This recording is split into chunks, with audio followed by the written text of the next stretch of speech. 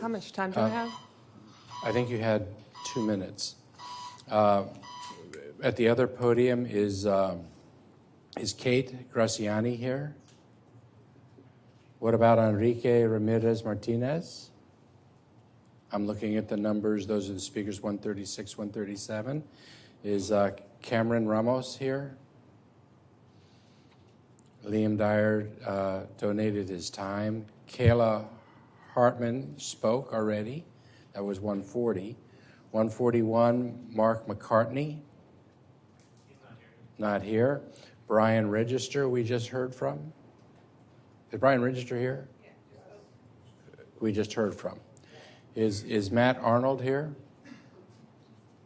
Matt Arnold? You want to come down and speak? Already smoked. Donate his time. Thank you. I could use some donated time. I'm sorry?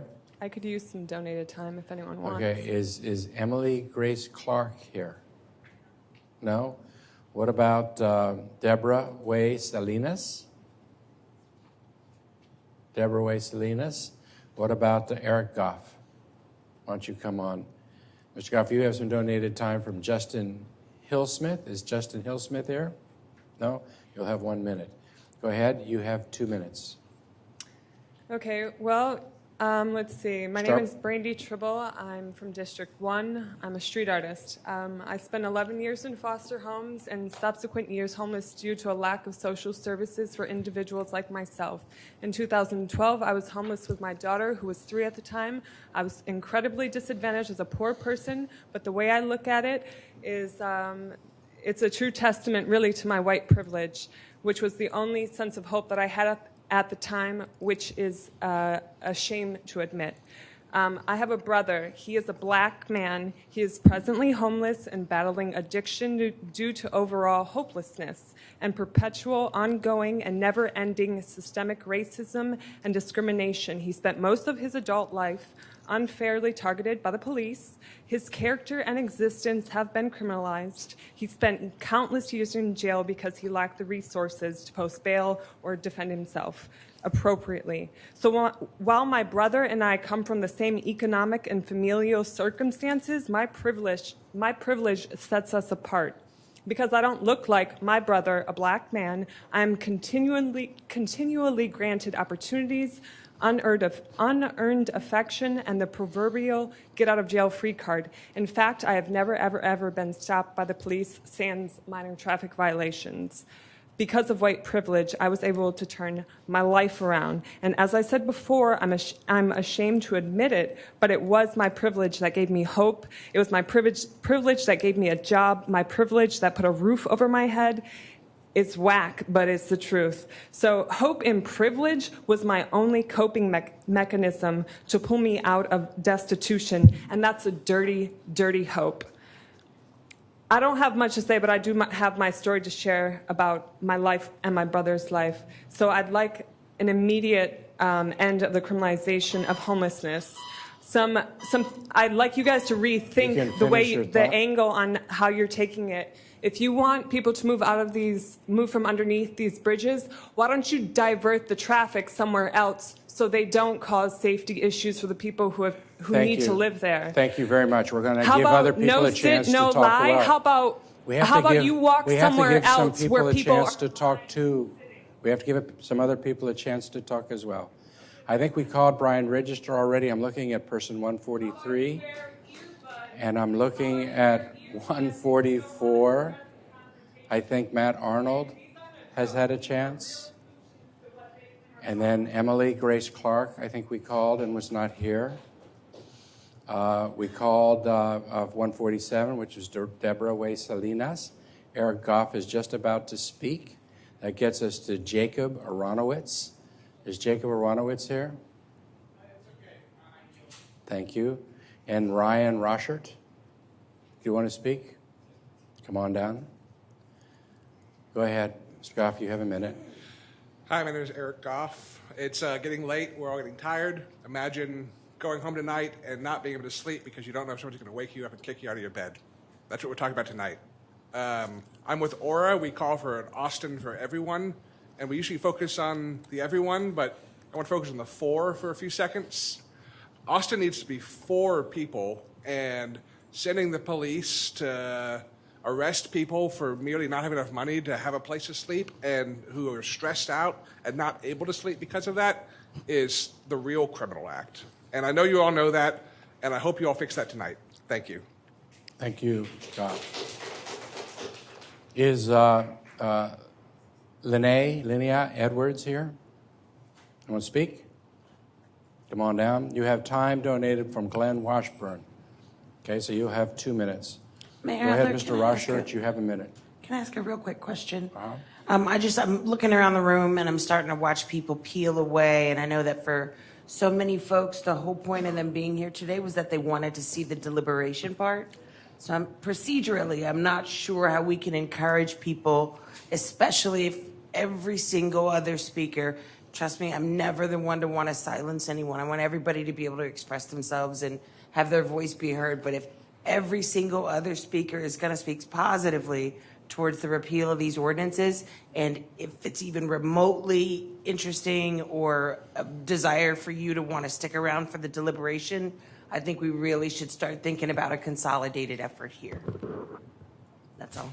I think it'll be good. Everyone else who signed up to speak on this is speaking in favor of it, and I hate to be a spoiler, but this is going to pass. Go ahead. You have, I think, Ms. Rochert, I think you had a minute. Okay. So I too have high-minded ideals about the human rights of the homeless, which I will skip over and just say that I live in District 5 and I visited this new transit center every day since it's been open, and kitchen.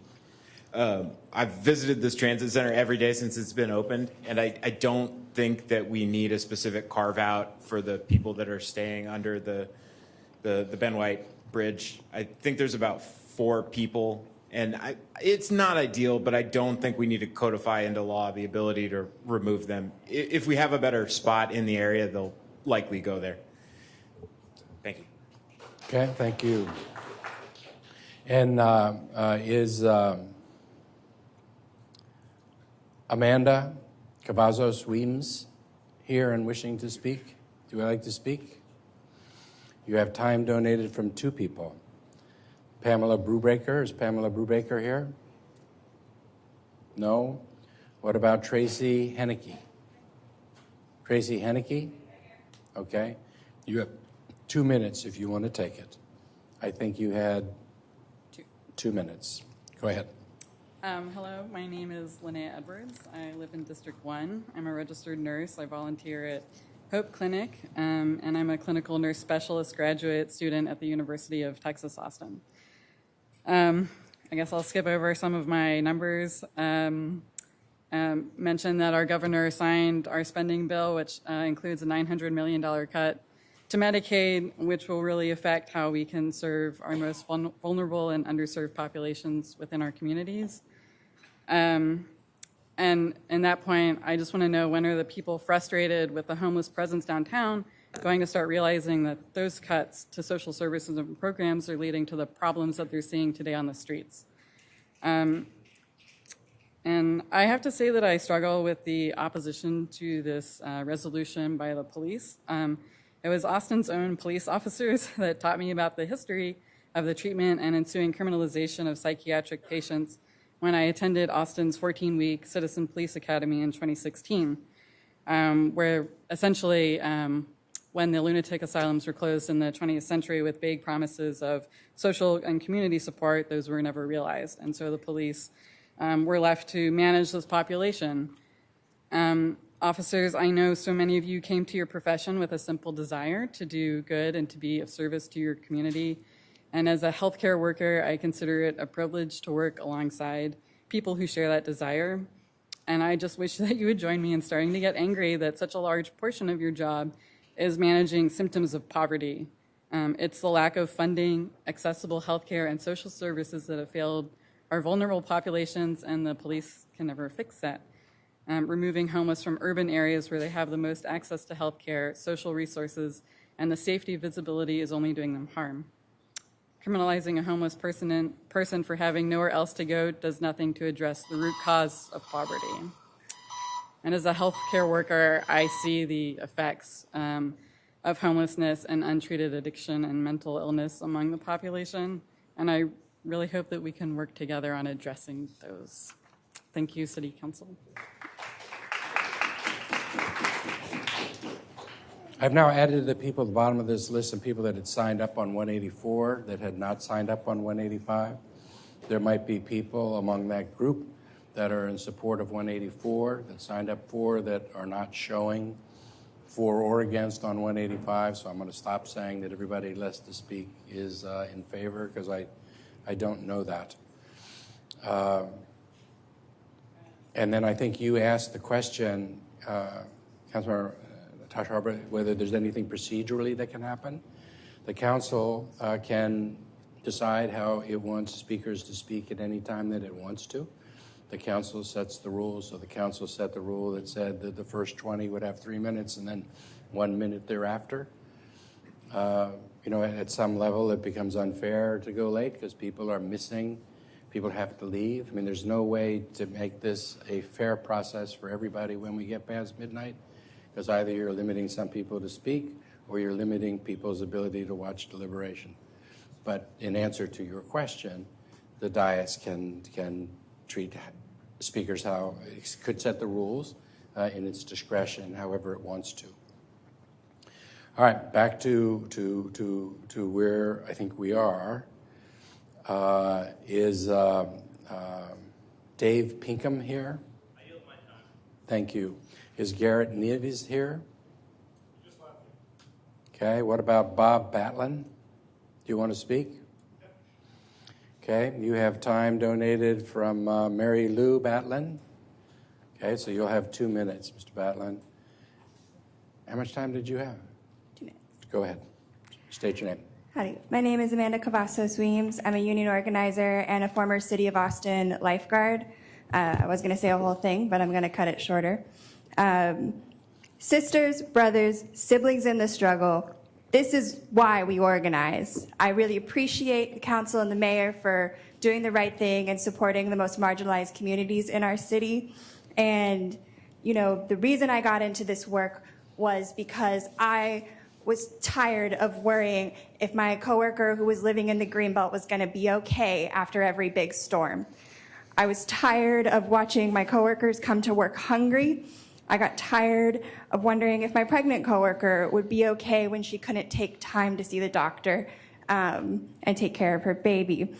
We got together and we organized and we changed that about our lives. We fought for a living wage and we won because we joined our union. And we were teenagers and 20-somethings, and we helped change our city for the better. And I'm really proud to be a part of this process yet again. I'm glad that we found more allies to help us with paid sick days, and I'm proud to be participating in this fight for homes and not handcuffs now. It's a good thing that we're doing here, and I really just cannot express enough gratitude for all of you here to sit late into the night with us as we bring about a better world. So thank you so much for your time. Thank you. Is Debbie Russell here? Do you want to speak? Okay. Why don't you come on up to the podium? You have 2 minutes, Mr. Batlin. Mayor, Council, my name is Bob Batlin. I wanted to wish Kathy Tovo happy birthday, but I missed it. Please pass both items. You are balancing compassion, public safety, and public health. With amended language, compassion is becoming an afterthought, but a little progress is better than none. I work with, laugh and cry with, eat with, and hug many chronically homeless individuals. I beg for donations. Some people give me pats on the back as someone who cares. I've also been yelled at by those I try to help, others who don't want me to help these folks, and though rarely, even by the police. Some random observations. Bathrooms are more important than citations. Dumpsters might help keep the city cleaner and might prevent someone's medications from being discarded as a camp is being destroyed. The one be it resolved statement that implied you might work with the homeless to try to understand their life frustrations and aspirations is the most important. There seems to be a hope that smart people with a bit more money can figure out how to solve other people's problems. It won't work. Substantial improvements to dignity will remain elusive. As naive as it may sound, the Beatles had it right. All you need is love. Unfortunately, love requires a total revamp of the city's mindset. Loving the homeless is messy, expensive, labor-intensive, ongoing, and hard to capture in a database. Love doesn't end when someone gets an apartment and an appointment for services. Please do me a favor, and this is you and you. Rent a microhome for a couple of nights at Community First. Relax. Create something at the art studio or the Forge. Get an oil change or state inspection. Shop at the market. Take in a movie. Buy a burger. Work in the gardens. And feed a goat. Chat up the neighbors, staff, and volunteers. Go on a scavenger hunt for trash. Hint, you'll find it in proper receptacles. Thank you. You'll see lots of love, pride, and maybe a bit of confrontation. Mr. Batlin, thank you very much.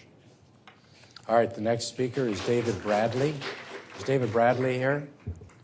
What about Jacob Jackson? David Bradley's here? Okay, come on down. Ms. Russell, you have a minute. W. Russell, District 3. I want to first allude to somebody who recently passed who would definitely be here with us tonight, fighting the fight, and in that spirit, invite you all Sunday night, 6 to 9 p.m. to the celebration of the life of Akwesi Evans at Kenny Dorm's backyard. Also, who is looking out over us tonight is Leslie. Many might not know Leslie didn't plan on spending the rest of his life here when he got here in the late 90s. It was these quality of life ordinances that cinched it, and staying here for the fight for that. We can't get ourselves off of the National Coalition of Homelessness meanest cities in the U.S. list without really doing away with these ordinances. We can't rewrite no-sit, low-lie and rewrite the aggressive solicitation ordinance when they're inherently unconstitutional. When you create laws on top of laws we already have to address these situations for specific targeted groups, it's discriminatory. We need to get rid of those and get off that list. Houses, not handcuffs. Thank you. Thank you. After Mr. Bradley speaks for a minute, is Jacob Jackson here? Thank you. Is Paul Steiner here? Thank you. Is Erica Crespo here? What about Brennan Griffin? Colby Duhan? Jared Brackenridge? Do you want to speak? Okay. Go ahead, sir. I just have a quick question, which is to the dais. Why does the financing for ECHO's 250 housing unit plan that Council, Travis County, and Central Health voted for include a 9 to 12% annual rate of increase for Bank of America and Goldman Sachs? Why is that? Can't we come up with better financing? Okay, Mr. Duhan. Thank you. Thank you. Mr. Duhan, you have a minute. So I'll read super quick. Evening, Mayor and Council. My name is Colby Duhan. I'm the president of the Texas Young Democrats. I'm here to speak in favor of item 185. I find myself this evening forced to call attention to the stark geographic divide of this item's co-sponsors. The hard truth of the matter is that the council members not sponsoring 185 this evening hail from the most privileged areas in this city. Areas that would benefit by the continued sweeping under the rug of an issue which those most privileged in our society systematically constructed and hold in place with a vice-like grip. This is something we must confront as a council and as a city. I do want to highlight Councilmember Kitchen for her willingness to face tough testimony earlier today in ensuring that the new shelter was pushed through. It's a start.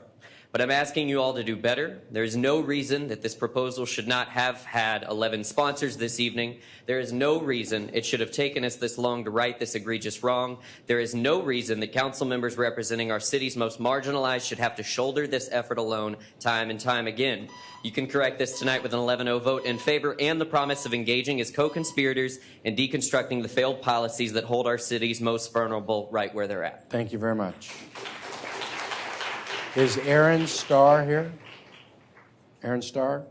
What about Janice Henderson? Do you want to speak? You have 1 minute, sir.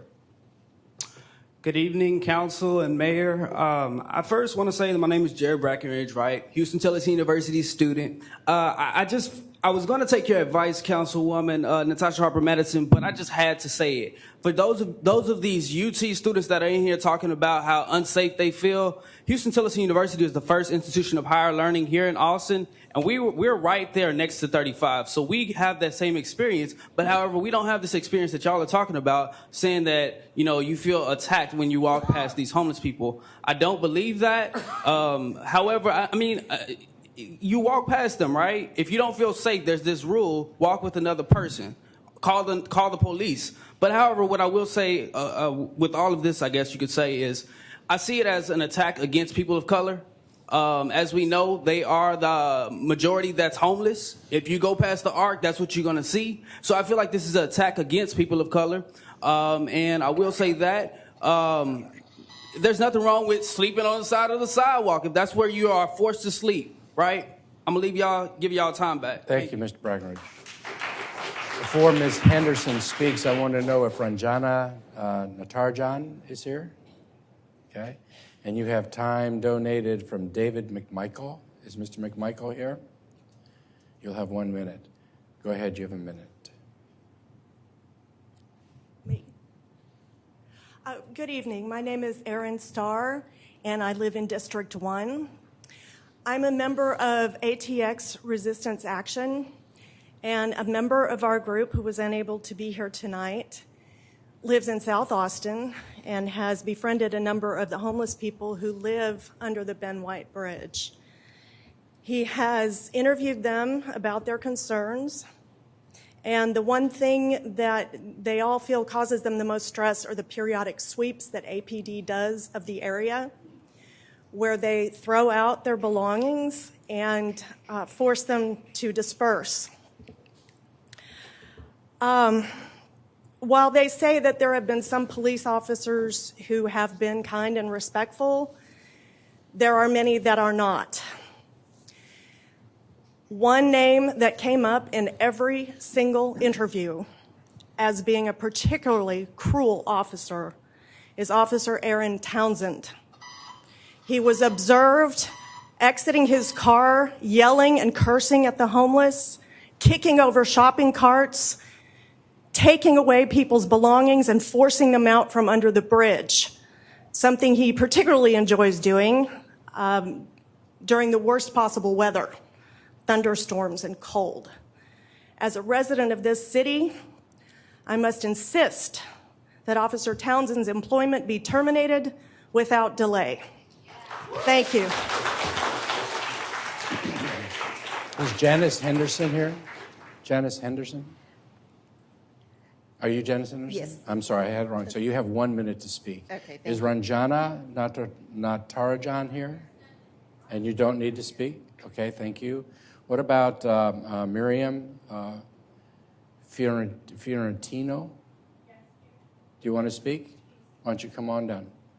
You have 1 minute. Thank you. Dr. Janice Henderson, I work with people who experience issues such as what you've spoken about tonight. The experience of homelessness is often simply a manifestation of other greater, more pervasive needs.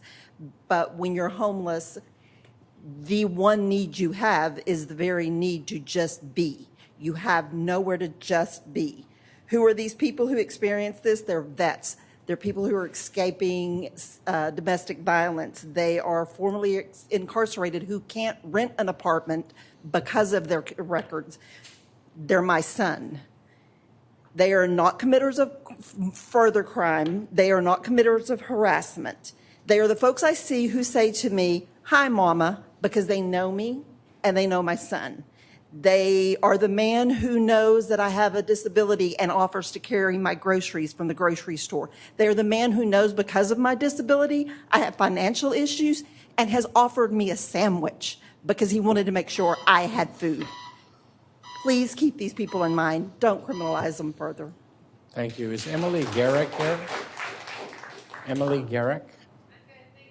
Thank you. What about Chris Harris? Mr. Harris, you have time donated from Margaret Halpin. Is here. And what about Jillian Jacobs? Okay, so you'll have 3 minutes, Mr. Harris.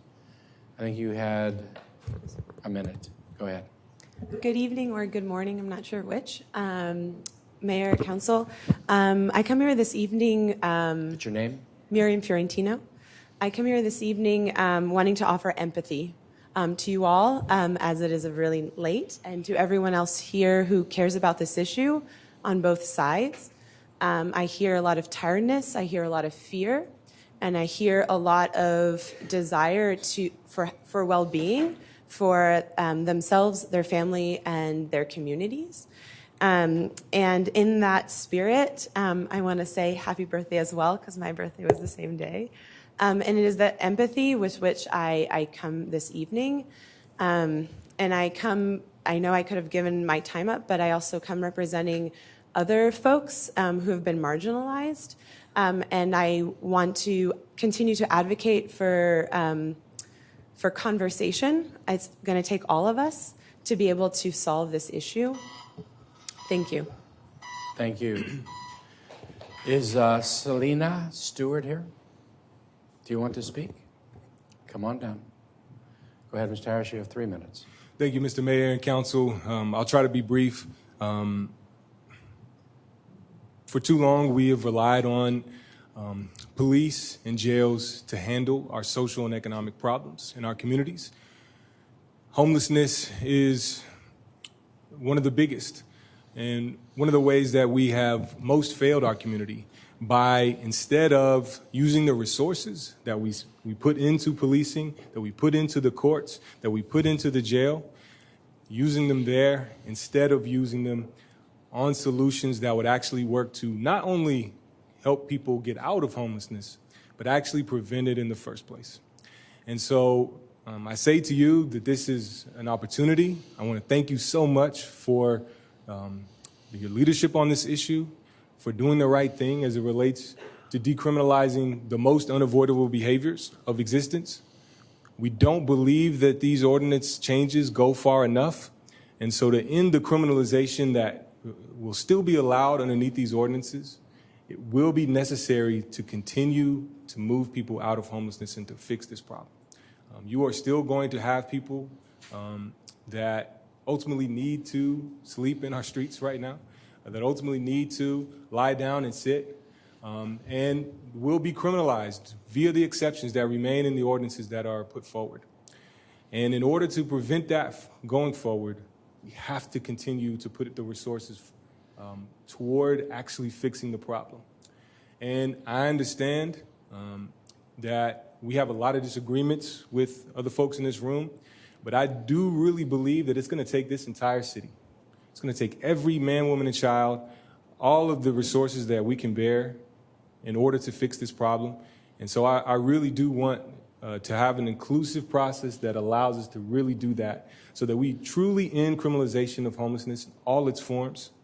And we also dial back the use of policing, not only in this circumstance, but continuing to look for other opportunities where we are using police, prisons, jails, and courts in lieu of the social and economic problems that we have in our community that we can address in other ways that are more humane, more cost-effective, and lead to less horrible outcomes on the back end for our communities. So again, I want to thank you so much for your leadership, not just to the co-sponsors, but to the other supporters of this ordinance, these changes, and really look forward to continue to have these conversations with you all and to address homelessness. Thank you so much for the time. Thank you. Selena Stewart, and before you start speaking, is Madeline Detelek here? Detelek? What about Master Reyes? Do you want to speak? Okay, come on down. You have time donated from Madeline Olson. Is Madeline Olson here? Okay, so you'll have 2 minutes when you come down. Go ahead, you have a minute. Thank you, Mr. Mayor. My name is Selena Stewart. Obviously, I am here for the repeals. I am here representing First Baptist Church of Austin, where I'm the first ever community care coordinator that they have. And we are working on a new mission to walk with our neighbors experiencing homelessness. So I won't go on and on with statistics and reasons for the repeal, only more just to offer all of us hope in this room that there's a church here that has come with a solution. And that is, we are following the accompaniment model that literally will walk with people who are experiencing these challenges and celebrate their opportunities and walk with them through those challenges as they experience them. We are breaking the traditional mold of the transactional services that we see around town and moving towards the relational that has support for evidence-based model that walks with people literally as they navigate these difficult systems. So thank you so much. Thank you. Is Michael Willie here? What about Katie Horstman? What about Angelica Cogliano? What about Gary Bowens? Would you like to speak? Come on down. You have time donated by Nicholas Lamori. Is Nicholas Lamori here? Okay, so you'll have 2 minutes, Mr. Bowens. Mr. Reyes, you go ahead. You have 2 minutes. Right, my name's Julian Reyes. I'm currently homeless, been long-term homeless. I have multiple degrees, probably more degrees than most of you guys on the dais. I'm in District 5. I live in District 5, so I'm familiar with, I stay at Sunrise, outside Sunrise in that area, and I'm familiar with Pastor Mark and the Sunrise. Go ahead and play the video. So we find you, the City Council, in violation, the Austin Police Department in violation, for reasons like this. This is actually video 2. Can we get video 1, please? There's a veteran that wanted to do a police complaint about the treatment by the police and how he was brutalized by the police. And here he is. Is there audio? See, son? I'm accountable to you now, man.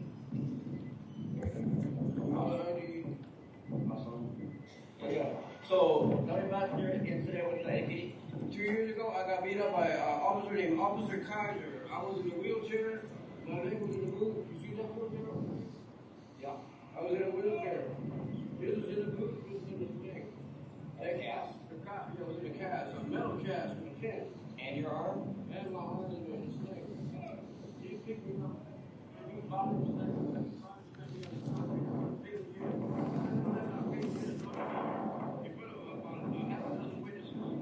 And he went back and arrested all the witnesses and all had my cameras here. You can pause it there and get ready for the next video. So what he's complaining about is Officer Kaiser body slammed him while he was in a wheelchair and took at least 6 people's cameras and sequestered them. And Judge Coffey, he says, took a bribe to get that officer off any kind of charges, and that he took a check. And so that's what that complaint is. Here's the other one. Here's the result of your homeless cleanups for camping down on Riverside. Just a couple of weeks ago, the 2 police officers pushed this man up the hill, left him in the rain with the cleanup crew there.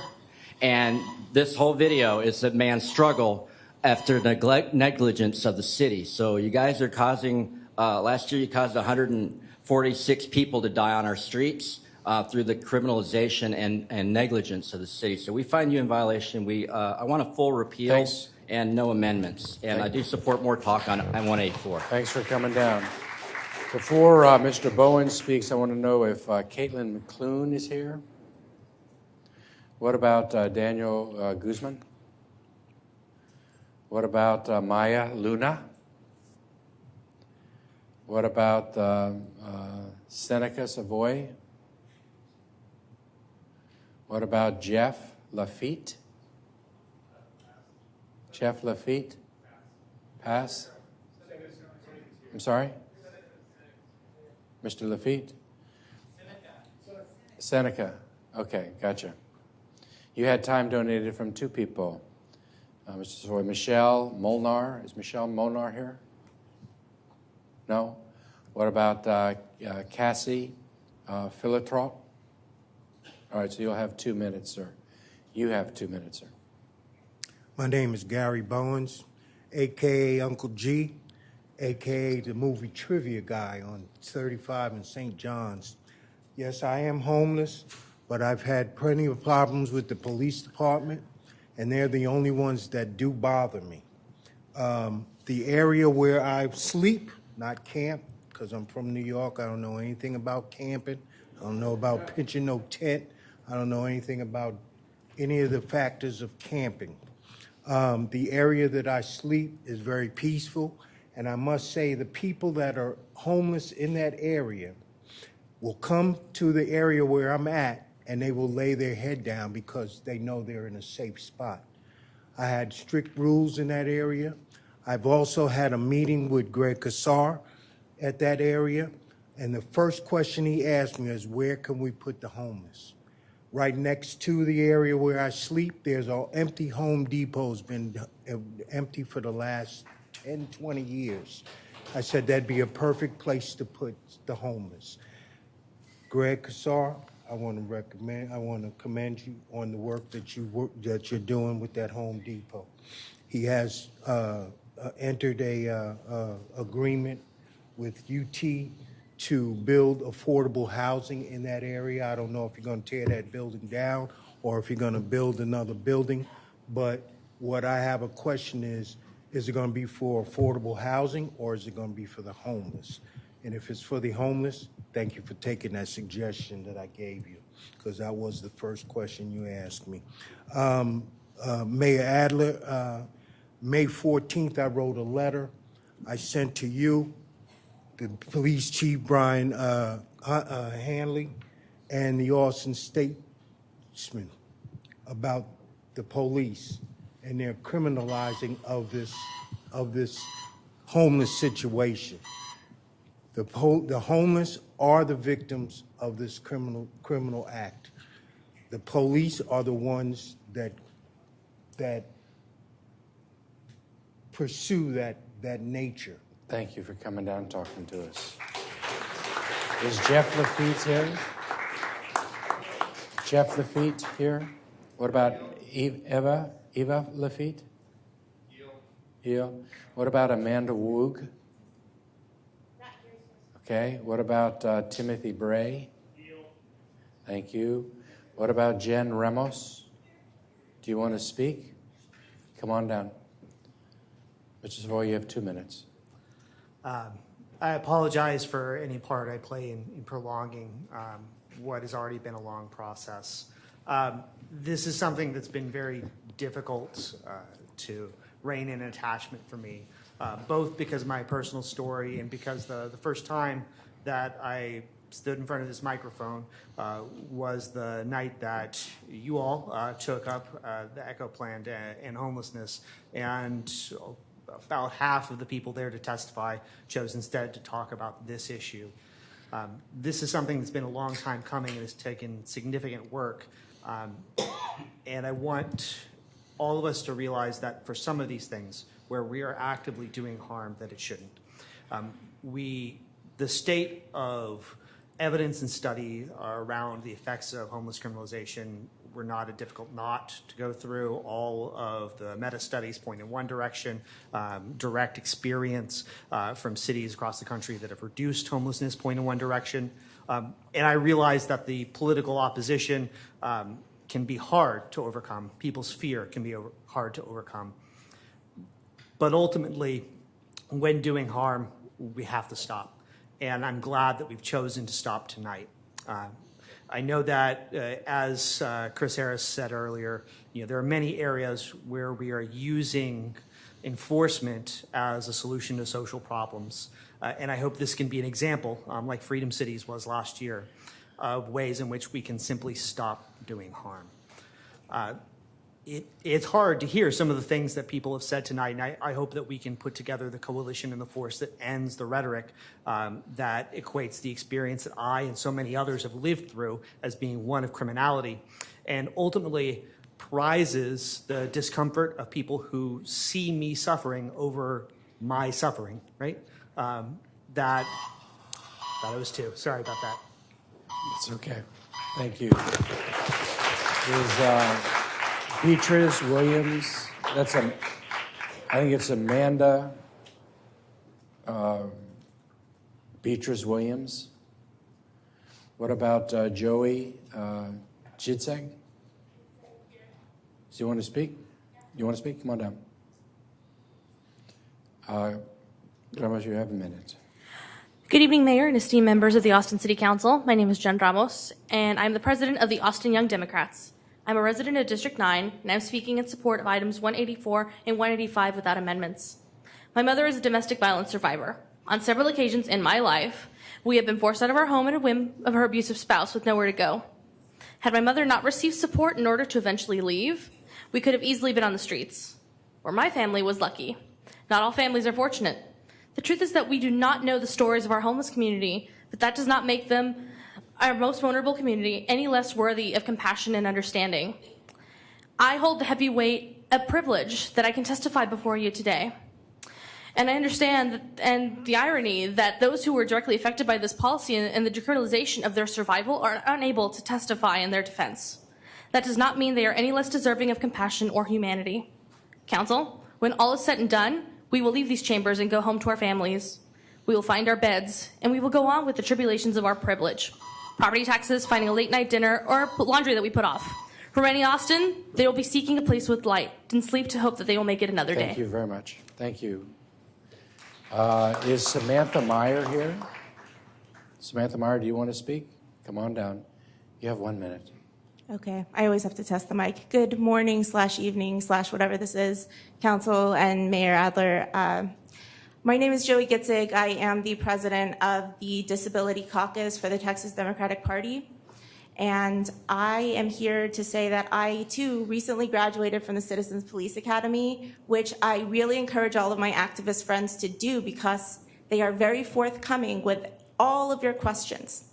What I'd like to say is that I realized asking all of my questions that they are looking to you all for leadership. They are following what you all put out there, right? And so the thing is, they don't really have answers or solutions to the problems that they are asked to respond to, which happen to be people without resources and people without enough housing and people with criminal records so they can't find employment or they're passed over for housing because not enough is deeply affordable. And so really, you know, you have to give them some sort of answer. The answer is not more police. The answer is more housing and more resources. So consider that. Thank you. Is Susan Reed here? What about Aida Prejak? Do you want to come on down and speak? Go ahead, you have a minute. Hi, I'm a mental health counselor and caseworker, and I work with homeless individuals in Austin and individuals with severe mental illnesses. What's your name? Samantha Meyer. Thank you. So I want to speak a bit to how these ordinances impact individuals that experience mental illness. So I want to start by saying that a common feature of the mental illnesses that my clients experience is paranoia. And paranoia, I think we all know, is that ice-cold fear that everyone is out to get you. And advocates like myself, you know, we do our best to repair this paranoia, but it's hard to do when these individuals are criminalized for just sitting down. I mean, how easy is it to feel like everyone is out to get you when you could be given a citation or even arrested for something so simple as trying to find a place to sleep outside, or asking your neighbors for a couple dollars to get something to eat. A citation never helped heal someone's mental illness, and jail never helped heal someone's mental illness. Thank you. Thank you. Is Bill Bryce here? Sorry? Yep. Okay. What about Brian Taylor? Okay, we'll hold. Go ahead. My name is Susan Reed, and I live in District 6. I'm here to request your vote for item 184, which appropriately calls for a plan encompassing how to address the problems of people who live in Austin but don't have a place to call home. We need to provide them services. We need to provide them homes. Much has been said over the past few years about this entire situation, but this proposed resolution actually makes clear some steps that we can take to find some solutions to these problems. The proposal provides actions that can be taken in the interim while the plan is being developed and fully implemented to address the issues in item 185, which should be postponed to assure that there's opportunity for public input to prevent safety risks and unintended consequences. Please vote to postpone item 185 to give the city manager time to return the information to you that you need. Okay, thank you. Mr. Time, thank you very much. Mayor? Yes. I just want to thank Ms. Reed for sticking this out. And as often occurs in these types of long debates, you win the prize as the only District 6 resident to speak all night. So just wanted to thank you for doing that. Thanks very much. Okay. Is Brian Taylor here? Is Christian Caballero here? No. Is Indica Rodriguez here? No. Is Erica Galindo here? Is Josiah Stevenson here? Is there anyone that signed up that I have not called? Would you go ahead and introduce yourself? You're our last speaker. You have 1 minute. Who, me? Oh, I thought Carrie donated time to me. Who did? Carrie Roberts. Okay. I have at least 2 minutes. I've been here for 8 hours. If Carrie Roberts donated you time, you have 2 minutes. All Go right. ahead. Hello, my name is Aida Cerda Prajak, and I live in District 4. I agree that being homeless should not be a crime, and I can understand how council is trying to resolve this issue by initiating progressive policies. One definition of the word progressive is favoring or advocating progress, change, improvement, or reform, as opposed to wishing to maintain things as they are. But as with anything, you can take progressive to an extreme. You can take a good thing so far out there that at some point you're going to turn a corner and you're going to start going backwards. You're going to regress. So what we have then are regressive consequences of progressive policies. We live in a city where our police department is severely understaffed. Police officers have basically been relegated to being call takers. They go from call to call to call without the opportunity to interact with the community in a non-emergency situation. Our public safety officers have got to have the tools they need to keep all of our residents safe, including our homeless. Passing item 185 would result in the regressive consequence of limiting our police officers' scope of authority to exercise discretion when dealing with the homeless, thus making it more of a challenge to keep all of Austin residents safe.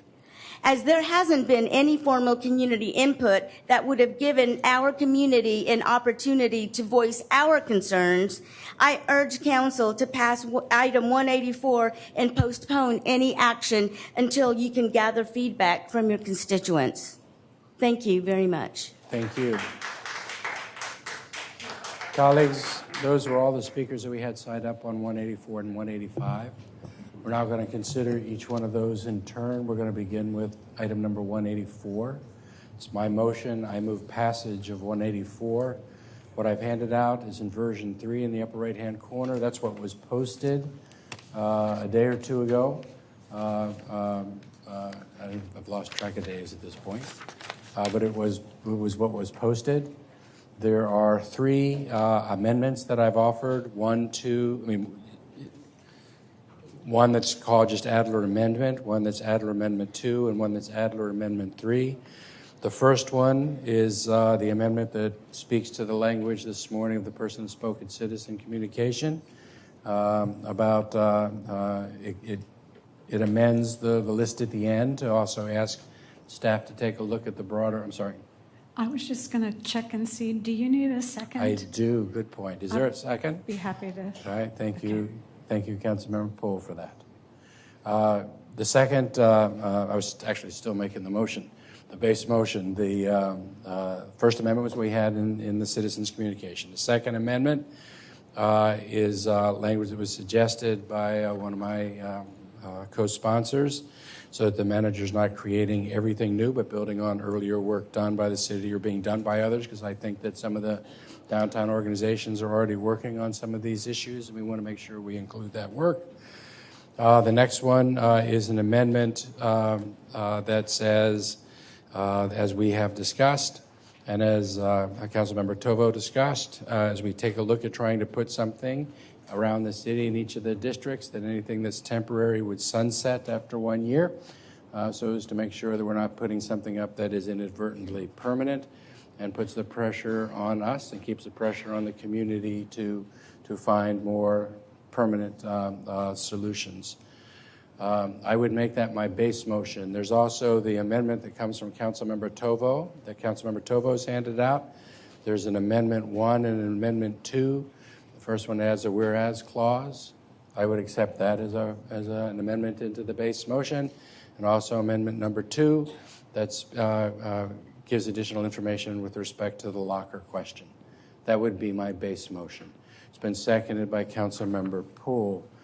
You know, it's late, and I think we've talked about these over the last several days, but what I would say is that there is an entire community, as we know, that recognizes this to be really our highest priority, reflected in the work we're doing. All the work we're doing tonight with the ordinances, and we'll discuss those in a second, is just a piece of the larger issue. We have to address this, as we know, holistically. We are set up to do that. We have resources that are now in alignment. We have new staff coming in to help marshal that. We are poised to act in a holistic way that we have not before. And this is just another in a long line of work that was done by everybody on this dais. There's only four sponsors on this. That's by virtue of our rules that just don't let us talk to one another. But I would say that this resolution incorporates the work of everybody on this dais over a period of time. So that's the base motion. Amendments or discussion? Councilmember Tovo. Just want to start with, I know you accepted my amendments as part of the base motion, which I appreciate. I just want to emphasize that the second amendment really is intended not just to address storage, but to identify places where people can be during the day where they're not out on the streets. And so really better utilizing the area outside the arch. I don't know how to describe it because it's not a subterranean space, but it is more or less down off. Anyway, I think the folks at front steps understand the area I'm talking about, even if it's not immediately visible to the public. So there's that point. And then to your other amendment, Mayor, I thought the individual we had who spoke at Citizens Communications offered really compelling testimony. She's been in touch over the last several weeks with my staff. I think the idea she has, it really builds on the work that our churches already do with the cold weather shelter and with the program I've now forgotten the name of, where families move among various churches and places of worship. My church is a participant in it, so I think I'm very supportive of it. I would just say, though, I really want us, as we move forward, before we invest additional expenses, or as we're investing additional expenses in new programs, I really want us to continue to see as a major opportunity here. We have, as I've mentioned multiple times, but I'm going to do it because we have maybe some new people in the audience from this morning. We have a beautiful brand new shelter opening up that the Salvation Army, the Rathgaber Family Center, that will open up very soon at Tannehill. They don't have the operational funds to operate that at full capacity. So we have an enormous need for shelter. We have a shelter opening, and they don't have the operational funds to operate that at full capacity. And though that is going to be geared toward families, it's going to allow for the shelter downtown, the Salvation Army shelter downtown, to release the beds that they're currently using for women and children for more individuals. So it is an enormous opportunity. And again, I don't want us to to forget that opportunity as we continue to say we want to do this and we want to do this and we want to do this. We have a very cost-efficient way of adding shelter beds that I hope we will really prioritize as we continue to explore our new opportunities, including the one that you're making the amendment for. So I'm supportive of including it in the base motion with that caveat.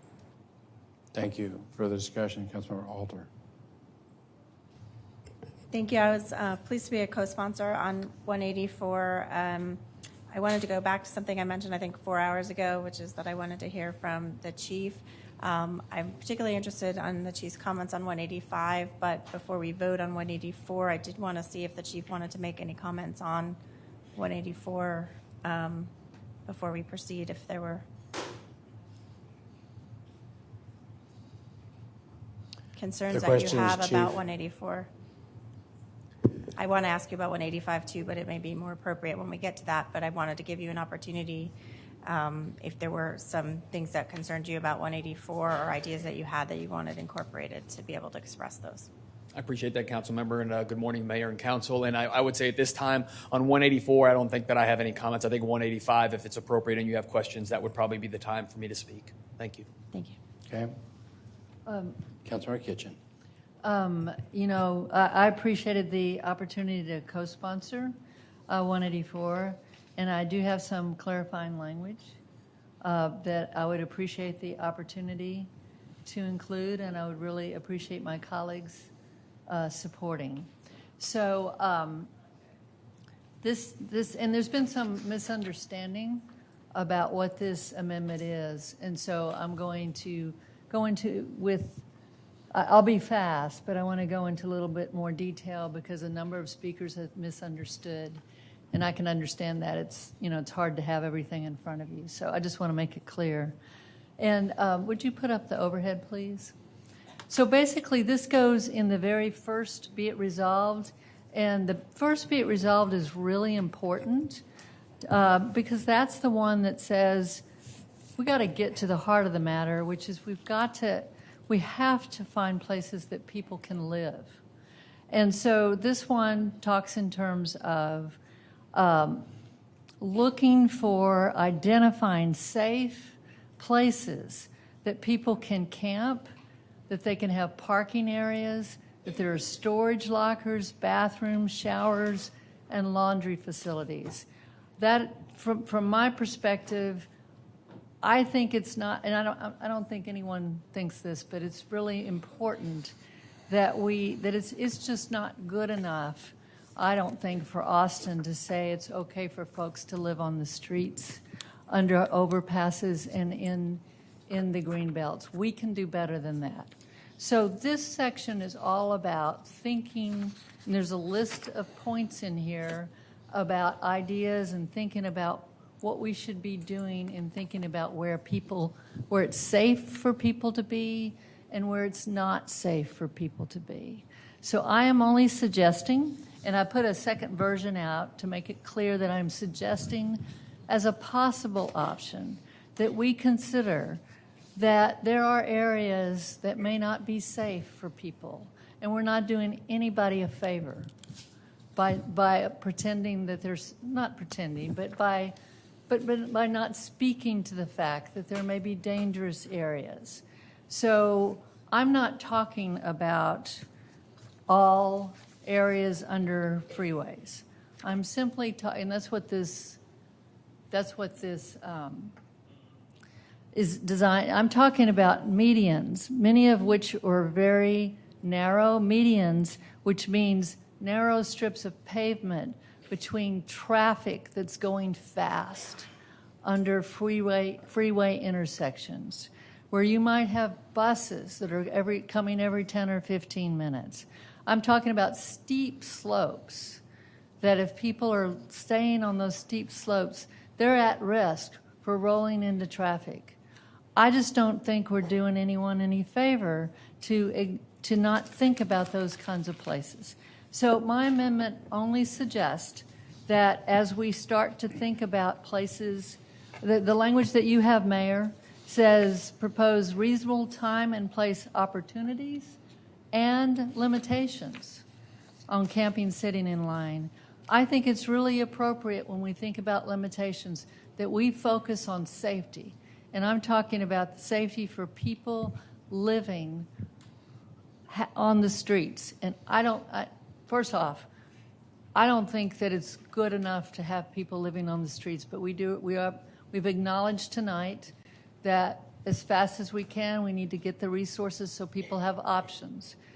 But as we're finding places for people to have options, I think it's incumbent on us, and we have a responsibility to really think about places that are dangerous. So this is an area that I think is dangerous. I would like it to be considered as part of the discussion that is set out in 184. And 184 does a lot of really good things. This is a very important part of it. So I just ask my colleagues to pass this amendment. I wish the mayor would accept this amendment. It's not banning places under highways. It's not saying that this has to be the decision of everyone, but I really think it's very important to include. So I would like a vote on this one. Okay. Councilmember Kitchen handed out an amendment. It's her motion sheet V2 on 184. Is there a second to that amendment? Councilmember Tovo seconds the amendment. I was uncomfortable, Councilmember Kitchen, taking this in part because I think it came in that first be it resolved clause. And while I think it's really important for staff to take a look at the issues that are raised here, I think it's also important for them to look at the issues raised in other places. And when I read this the way that it's written, to me it implies that that's a priority area versus other areas in other parts of the city that are the most keen pain points or areas of concern. So what I had said was I was uncomfortable putting it in the first section, but it's something that I'd be more inclined to consider if it got moved to the resolved clause that goes from pages 5 to 7, because in that section, a lot of us put in ideas, things that we wanted to make sure that the staff looked at, and we were collectively saying that anything that somebody put in there, a majority of us, or the people that wanted this to pass, are saying we want this to be included, the things that we're looking at.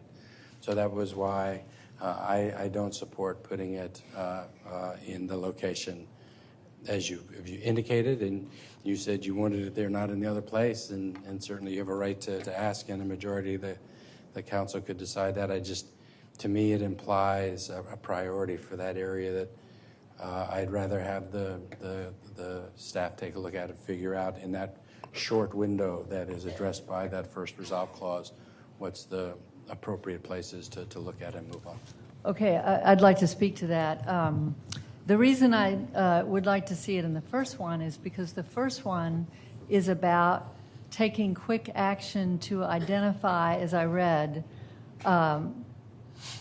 opportunities for where people can camp and limitations. And I think we need to move fast on that. This is not intended to be a priority, nor is it intended to be the only place. I invite all of my colleagues and the public too to identify other places, both as opportunities and limitations. I don't think that we should not mention one place just because others have not mentioned their places. There's nothing in this language that says this is a priority or that this is the only place that we should consider. And it doesn't make sense to me in the later part because in the later part of 184, there's not the immediacy or the urgency. It's this first clause which is going to help us make sure that we quickly identify places that are safe for people to be. Further discussion on the amendment being offered. Mr. Flanagan, then Councilmember Tovo. So it's my understanding that the areas under highway overpasses they're governed more by TxDOT rules than the city rules. So no matter what we say in the ordinance, TxDOT may still or could still or will still prohibit people from camping there. Now, enforcement is a different question, but I don't know that what we're doing is changing TxDOT's perspective on their property. Well, can I speak to that, or? Go ahead. I'm not aware of TxDOT saying yes or no to people being under the, I'm not aware of them having any kind of policy at this point. I mean, I thought that was kind of like the whole deal with us signing that interlocal with them earlier this year and then signing the contract for the cleanups and for all the good and bad of that process, that was what was driving it in my understanding. But that is not about camping. That's just about the responsibility for cleanups. Continuing on, Councilmember Tovo. Yeah, I support this specification, understanding that there are other areas that the city manager is going to look at, but the language specifically that the mayor has put forward says propose reasonable time and place opportunities and limitations on camping.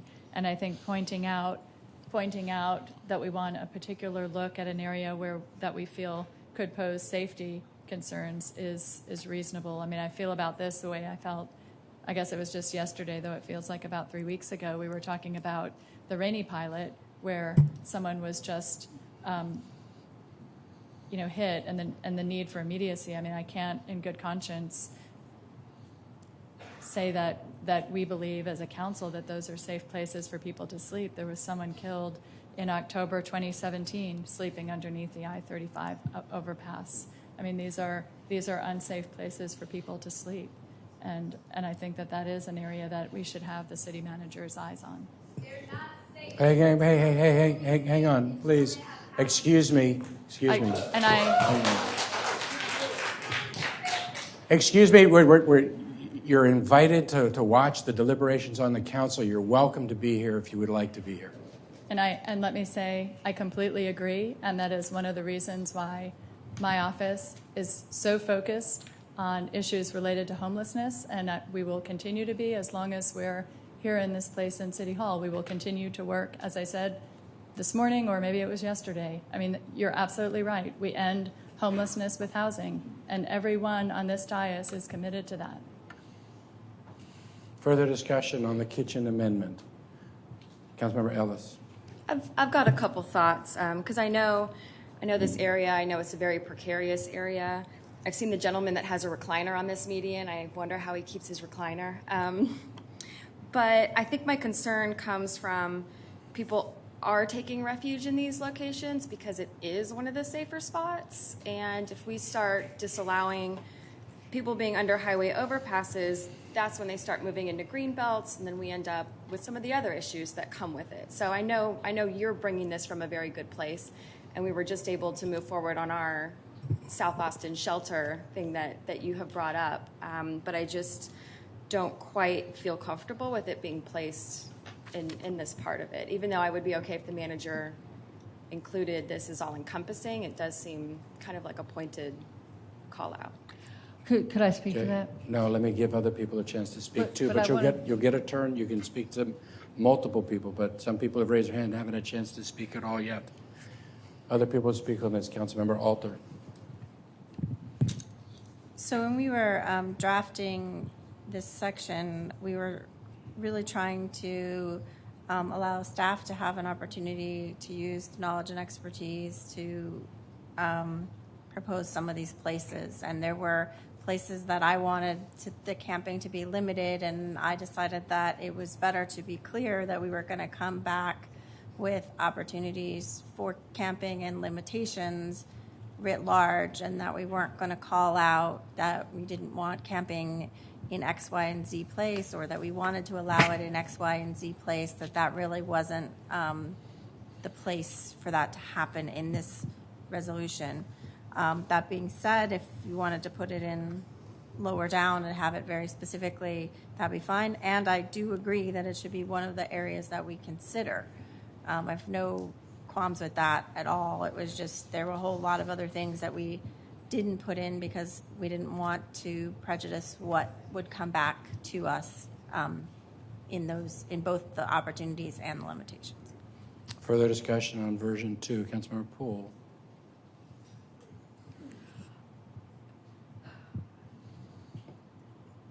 So, Mayor, you're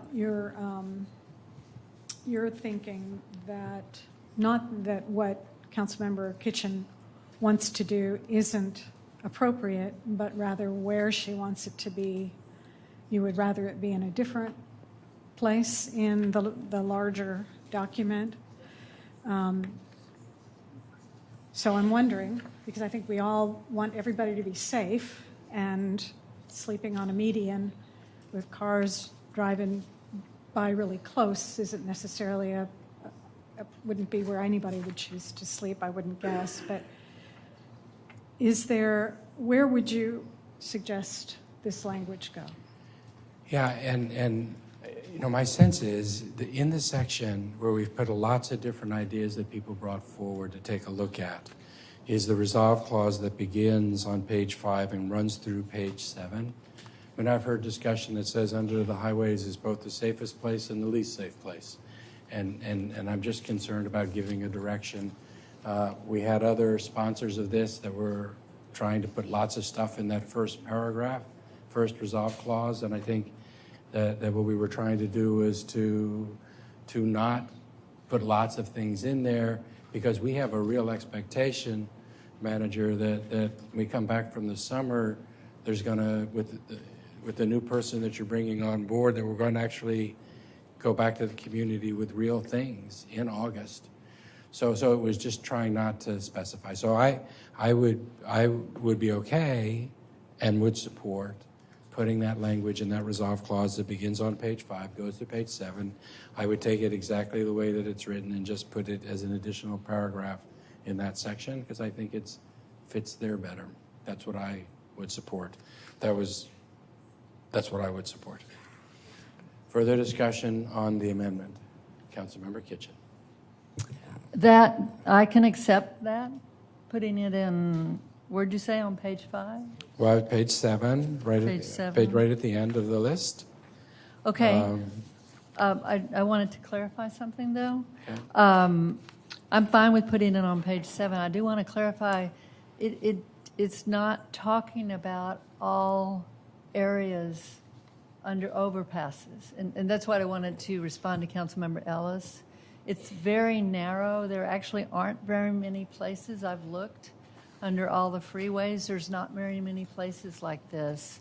So I absolutely agree that under freeways can be, there's obvious reasons why people stay under freeways because of the shelter. But there are plenty of places under freeways that are flat, that are not on medians, that are not narrow, and that are not sloped. So it's actually a very narrow idea. So, but I'm fine with it on page 5. I would ask the city manager if, I think that many of these ideas on page 5 can be considered sooner rather than later. And I would ask the city manager to consider these as part of when we're talking about where there should be limitations. But I'm fine with putting it on page. Is there any objection to putting it into the resolve clause that begins at page 5, runs through page 7? So we go then at the end of that list. Hearing no objection, that's going to be... you can just mark me as a no on it. Okay, we'll mark Councilmember Cassar as a no on that, but it has the votes otherwise. I would also point out the last whereas clause in this motion that says that the ideas below, and I was speaking really about that section, may or may not have the support of all the sponsors or those council members. The ideas below may or may not have the support of all the sponsors or those council members who might vote affirmatively for this resolution. But there is at least one council member who would like each of the ideas vetted by the city manager through his homeless strategy office, recognizing that even if a particular idea is not recommended, it may lead to a good idea that might not otherwise be identified or vetted. So with that, and recognizing there's just one objection on the dais, we're going to go ahead, add that to that resolve clause. Any other discussion? We're now back to the main motion on 184. Any further discussion on 184? Councilmember Tovo. So on page 4 out of 13, where you've incorporated the language Councilmember Kitchen and I suggested about providing options for at least 10 locations, one in each council district, because it went into that section and not the earlier section, it doesn't have a report back date. And the intent was really, if we're asking the manager to provide some suggestions about where, that we get that information. So I'll just note that it has no time frame at the moment, and I think that's I think problematic. We would like you to come back and outline that as quickly as you can. I just didn't know how big a lift that was. Locations are going to be a tricky thing, as we have already seen, but I think that clearly the overwhelming desire on this dais is to start identifying these and identify things all over the city. I didn't know what kind of date to put on it.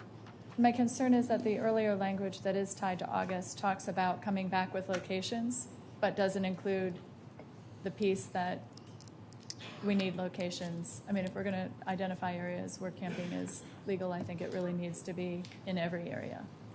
I think it does too. You know what I'm saying? I'm concerned that what we'll get back in August is kind of a couple areas and not an equitable distribution.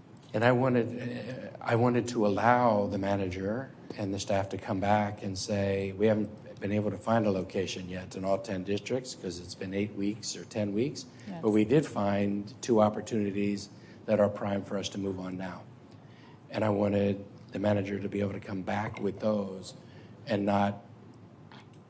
Okay, we can take it up in August and when we see what we have. You had drafted some language responding to my earlier point about sunset language, but I don't think you've. I thought that did I not hand that out into the base motion? Yeah, it was. I think it was the 3rd amendment, number 3. You may have, and I may have missed it. Number 3 adds temporary location should sunset after 1 year. It was the separate independent amendment. Okay, I don't have that in front of me, but I'll give you another copy of it. Does. And that is part of the base motion already? Okay. Yes. Thank you. Okay, we're back now to the main motion. Any further discussion? Mayor. Yes, sir. The law department has asked that the direction that I think is germane to 185, that we consider it as part of 184, just since it's not an ordinance and it could just be part, since the resolution speaks to continuing conversations and reporting, that we have the continuing conversations and reporting. Okay, Mr. Kassar, is there any objection to including in 184 the direction as handed out by Councilmember Kassar? Councilmember Alter? I just wanted to ask the chief if there were concerns about the reporting requirements.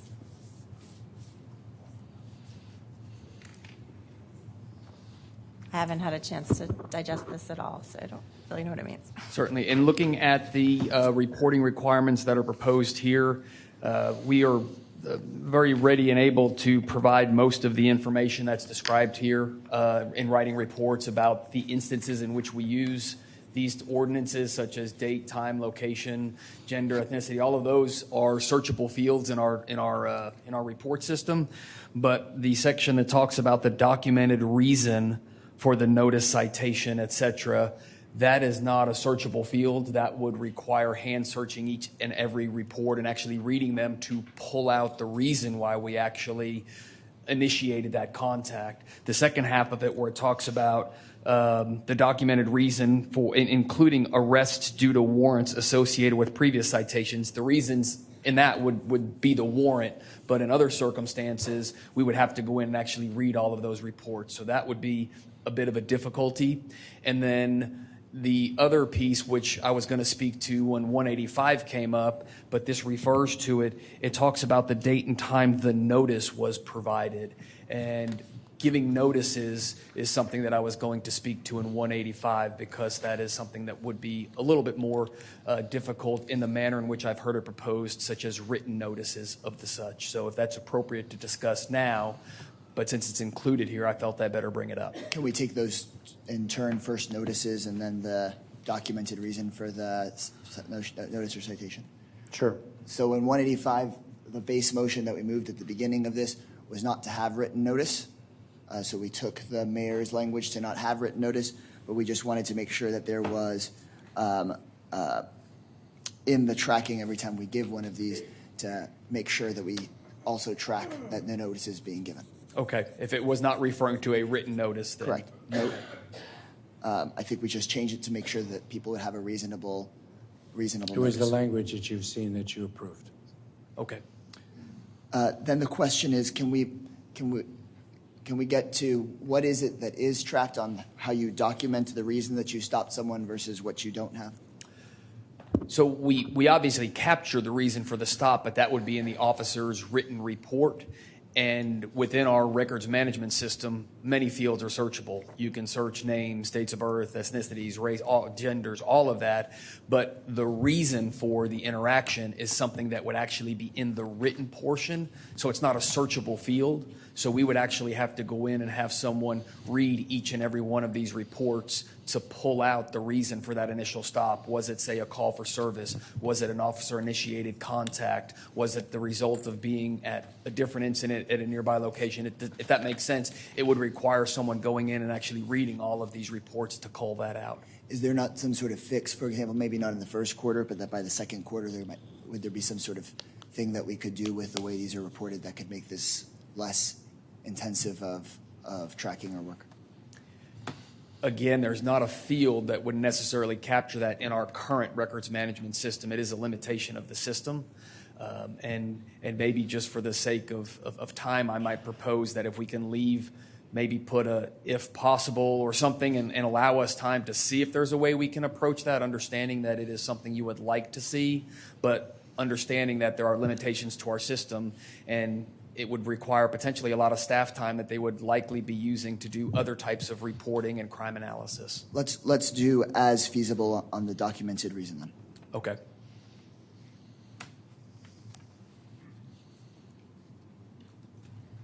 So I didn't. So on the second bullet point where it says documented reason for the notice, at the end of that, it would say as feasible. But didn't you just say it doesn't give a notice? So I don't know. There's a requirement for a notice, not a written notice. In other words, the language as you saw it on 18 said it took out the provision that required a peace officer had to provide written notice, and it just added language that said it's an offense after having been notified by a law enforcement officer that the conduct violates this section and having been given a reasonable opportunity by a law officer to correct the violating conduct, which is present practice right now anyhow.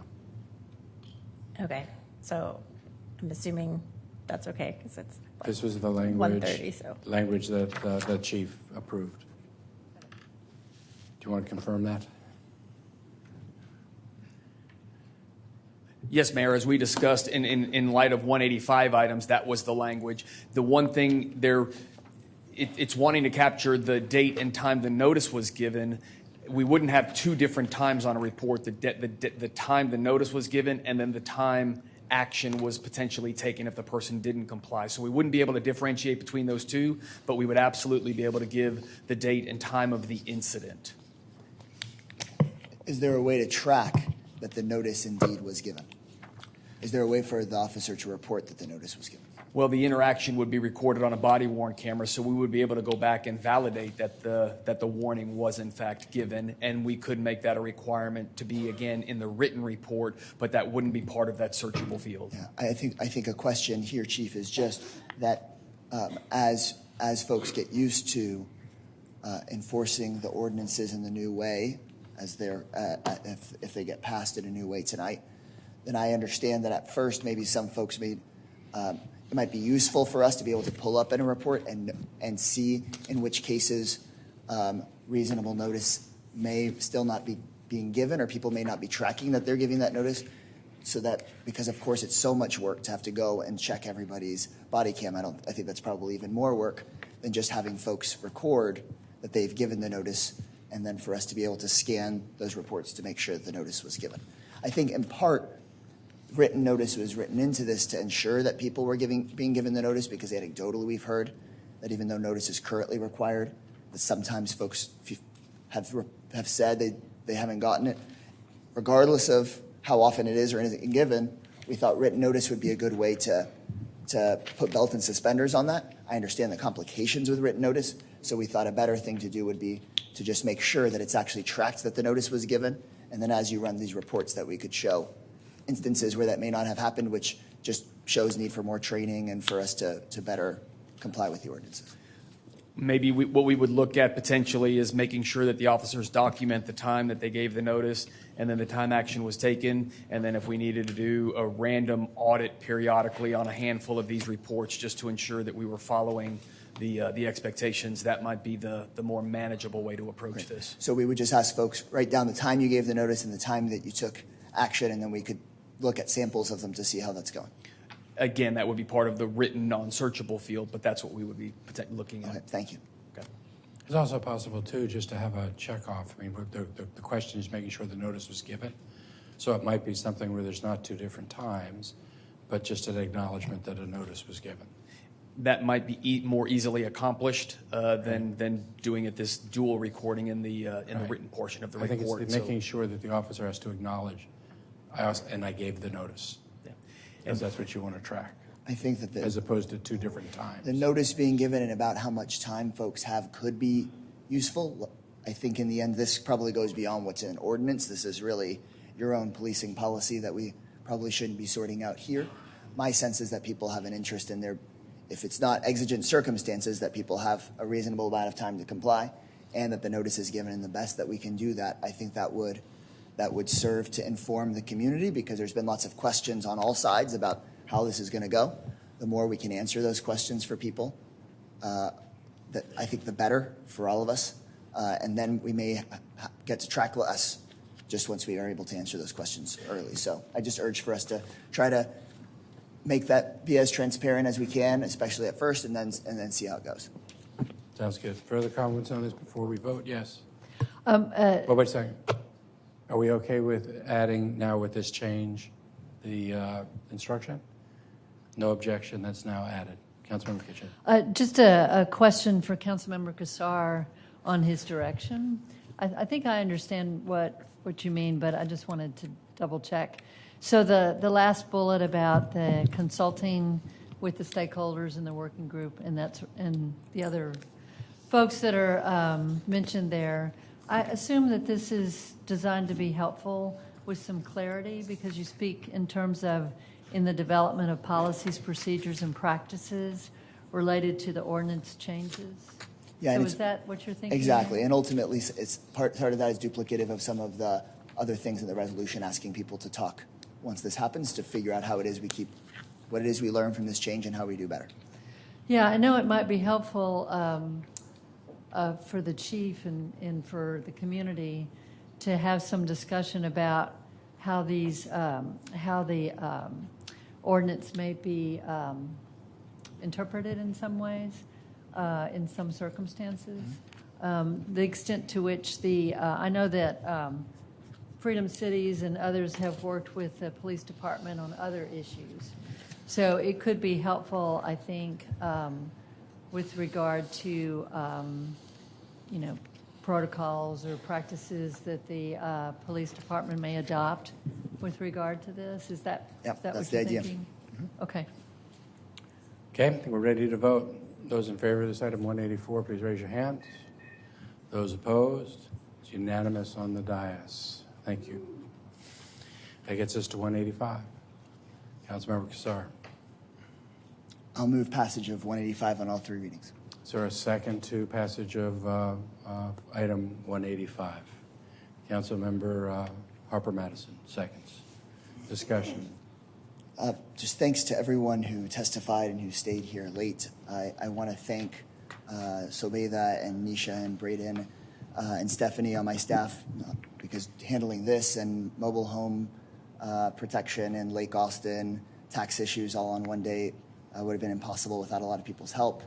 Thanks to the Homes Not Handcuffs leaders who worked so relentlessly on this over time.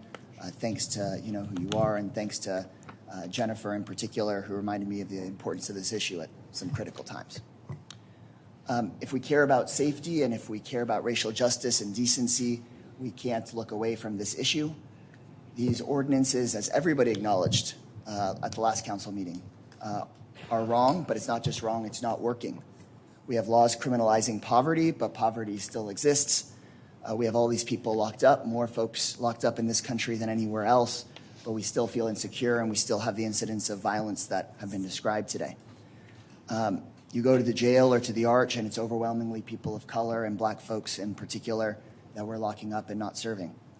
So how amongst so many well-intentioned people do we wind up in a society so plagued by homelessness and incarceration and racial injustice and violence? And I think our failures come when we stop looking at people as people. We fail when we think of some people as our constituents and other people as problems. I'll admit that sometimes I want to look away from people suffering too. It can be uncomfortable for me, but we can't look away. And I think that this vote and this conversation and the continuing work that we all are committed to doing and that I'm proud to do with you all is about looking at our neighbors, both housed and not housed, as folks.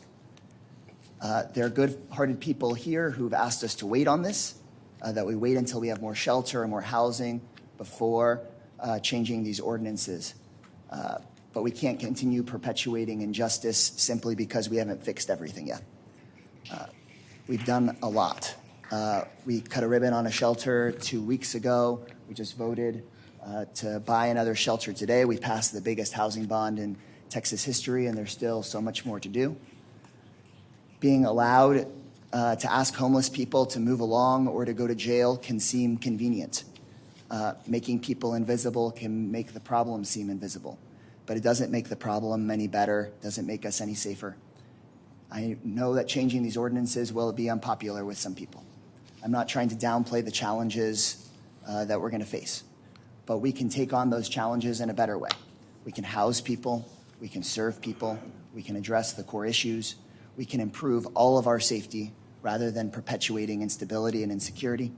We can safeguard the constitutional rights that protect all of us rather than considering those rights as something to be worked around in specific cases around specific people.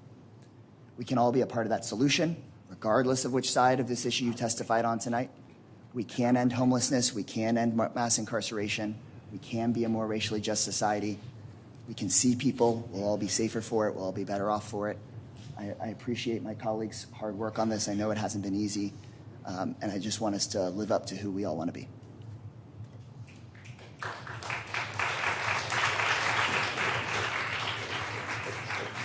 Councilor Bouchard, I want to say thank you for your leadership on this and moving this forward, and the folks in the community that have worked on this.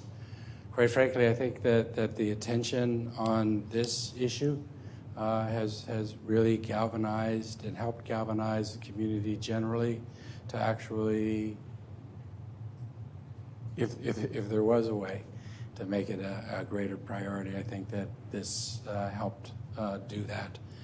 I just think it's real important, though, to touch base on what we discussed 2 weeks ago with respect to what this was doing and what it was not doing, so as to make sure that people in the community talked about it.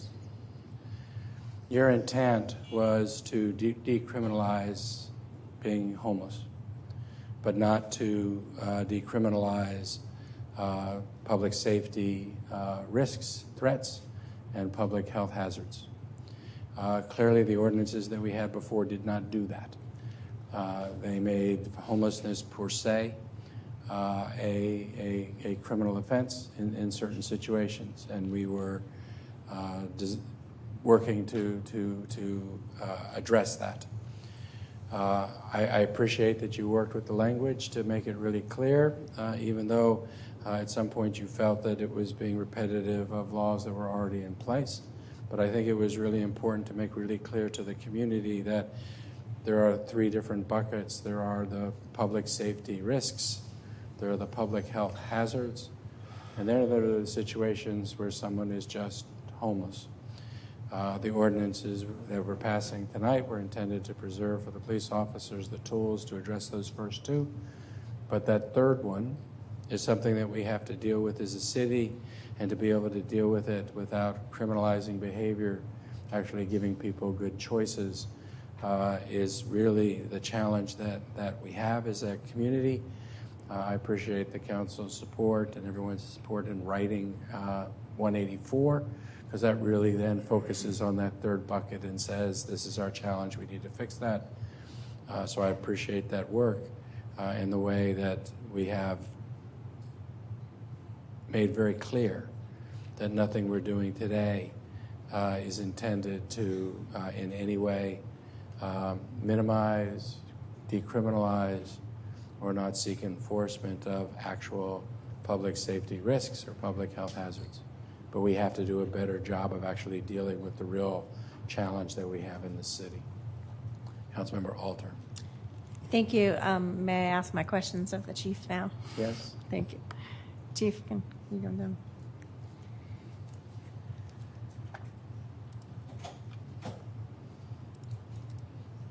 So we had an opportunity to speak, I think it was yesterday. It's about 1:40 a.m., so I'm not sure. And I think a couple of the concerns that we talked about may have been addressed.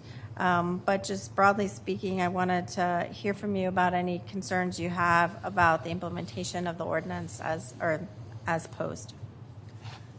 The ordinance as proposed, as I've had an opportunity to speak with a few of you on the council at your request, really are not about the public safety in the way of violence type incidents or those. What it really is calls that we currently get at the police department that we respond to, that with the passage of these ordinances, although we'll still respond, we'll have limited opportunities to take action with the new thresholds of both hazardous and dangerous. And so it's just making sure that there's an understanding that that's what will happen as a result of this, is calls that we currently respond to and may be addressed through the voluntary compliance and getting people to move along. We will no longer be able to, if it doesn't hit that threshold, as well as instances where we respond to individuals that have put up a shelter or a structure that would be in violation of the current camping ordinance. However, with the revised ordinance, if someone were to set up a structure,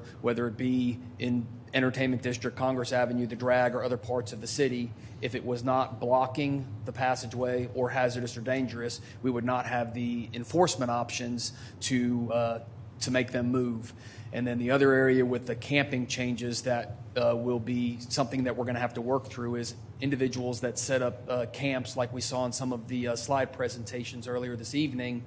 If those camps are in, say, a green belt behind people's homes or something, and if that is not private property or HOA property where they could potentially enforce criminal trespass, if it's city land, we might not have the opportunity to go in and take any type of an enforcement action in those circumstances. So these are calls that we get currently.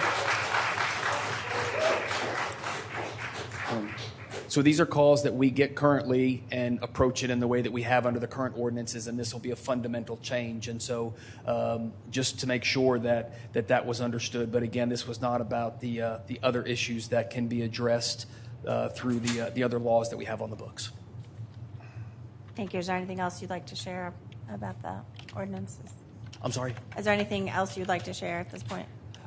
It's probably been discussed by this point. I just wanted to make sure that it was understood that a lot of the things that we respond to, that we get called to, or that we proactively handle, a lot of times, as we talked about 2 weeks ago, through voluntary compliance, we will be limited in what we can do now. Thank you.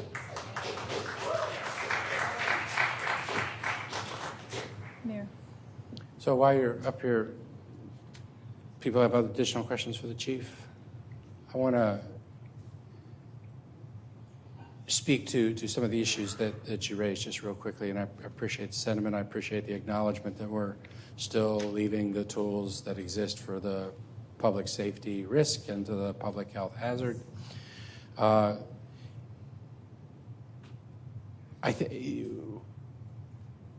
think that the tool that's used right now in that third bucket, the tool you have to be able to make somebody move, provides the community a false sense of security, even the community that's calling and asking for the work, because it just moves people somewhere else, and wherever they move, then you're going to get called in that place, and it sets up just a repeating cycle, and there's so much of your forces, resources being spent on that, and to the degree that someone gets a ticket or gets arrested, then then it's other people's efforts get put on that.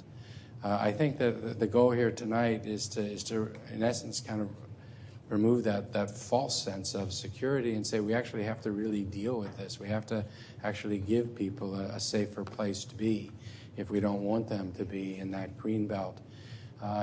And I would hope that we provide your force the tools to be able to go to someone and help them, to be able to say, hey, there's another place you could be that is safer and better and has more facilities and has people to assist and caseworkers. And I think that's the place we're trying to get to in the community, to give your officers tools that will actually really be effective. I think that's the attempt, the desire. And Mayor, I hope we get there. We've shown what we've done with the Sobriety Center, what we've done with juvenile curfew, what we're doing with Freedom Cities. We're willing to address all of these, and I do hope we get to the place to where we have services for those in our community that need the services. I hope that we're able to provide the resources. Okay. And I hope we do too. And I think the examples you gave are really good ones. You know, the Sobriety Center, we now have an intervention that lets people not enter into the criminal system, that your force is being able to implement the curfew issue.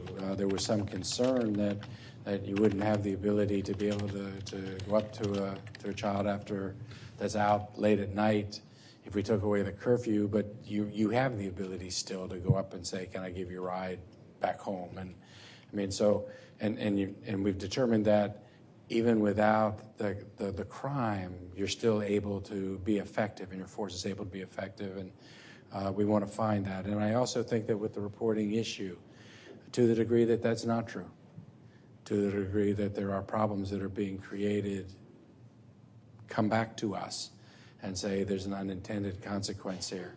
Bring that back to us if you see that. But it is clearly our responsibility now to give your force the tools to be able to come up with a more effective enforcement mechanism. And by enforcement mechanism, in that context, it's to better help people. Further conversation or questions? Councilmember Tovo. Yeah, I wanted to ask, first of all, I want to say I would add host to the list of initiatives that you just mentioned. And, you know, it was a police officer who expressed to me as we sat around the table with many stakeholders, including the Downtown Austin Alliance and others, week after week, planning for the launch of Host, who said, you know, that's not a comfortable position for them to be in, to be asking people, you know, when they've been called out to a business to ask people to leave. It's not a comfortable position for them to be in when individuals turn to them and say, I have no place to go. You know, where would you like me to go? And so this is clearly all of us involved in this conversation, from the officers to the individuals experiencing homelessness to the many others, have been calling for, you know, safe places for people to go so that they are not on our streets, sleeping in our underpasses, et cetera. I wanted to I would be remiss if I didn't relay that I did hear from Tara Doolittle of the University of Texas, as was referenced by one of our speakers earlier. The chief of police at UT did reach out and sent us a letter, and they were aware of and appreciated some of the changes that had been made, but expressed that they do still have concerns because these are tools that they use, and they believe that they still need the tools that they currently have. They said, very supportive of your offer to have guidance sessions with their police, and I just wanted you to comment on when those would be. As I understood what she summarized, there would be some conversations between APD and UTPD about any changes that we made to the ordinances. Well, UTPD, like most of the PDs, we work very closely with the PDs in our jurisdiction, and if these ordinances pass here shortly, then we will make ourselves available to work with UTPD as we discuss how these will roll out, how they will impact our operations. And so can we go back to the example that you were offering, which had to do with, it's not on private property, it was a green belt. I assume if there was an imminent public safety, what you sensed as a imminent public safety or public health risk, you would have an opportunity to. Correct. As the ordinance go is and written, intervene. if it was hazardous or dangerous, we would have the opportunity. However, it was at an encampment where we didn't have any of those factors present. It was just in a neighborhood, and it was not on one of those properties where somebody had ownership rights to issue criminal trespass type things. Then we would be limited. However, parkland, as I understand it, is outside that category. Correct. Is I that your believe parkland understanding as has its own guidance, and parks have their own restrictions against camping. And I guess I would just look to our city attorney for confirmation of that. That's correct. Okay, thank you. All right, anything else before we take a vote? Councilmember Kitchen? I'd just like to divide the question. How would you like the question divided? I think we've got 3 parts, right, to the ordinance. Okay. We could do that. The first part on this is the camping provision, 9.4.11, the amendments to that. It is as amended by what we had handed out as part of the base motion. Okay. Mr. Flanagan? So before we start taking these votes, I just wanted to make a comment.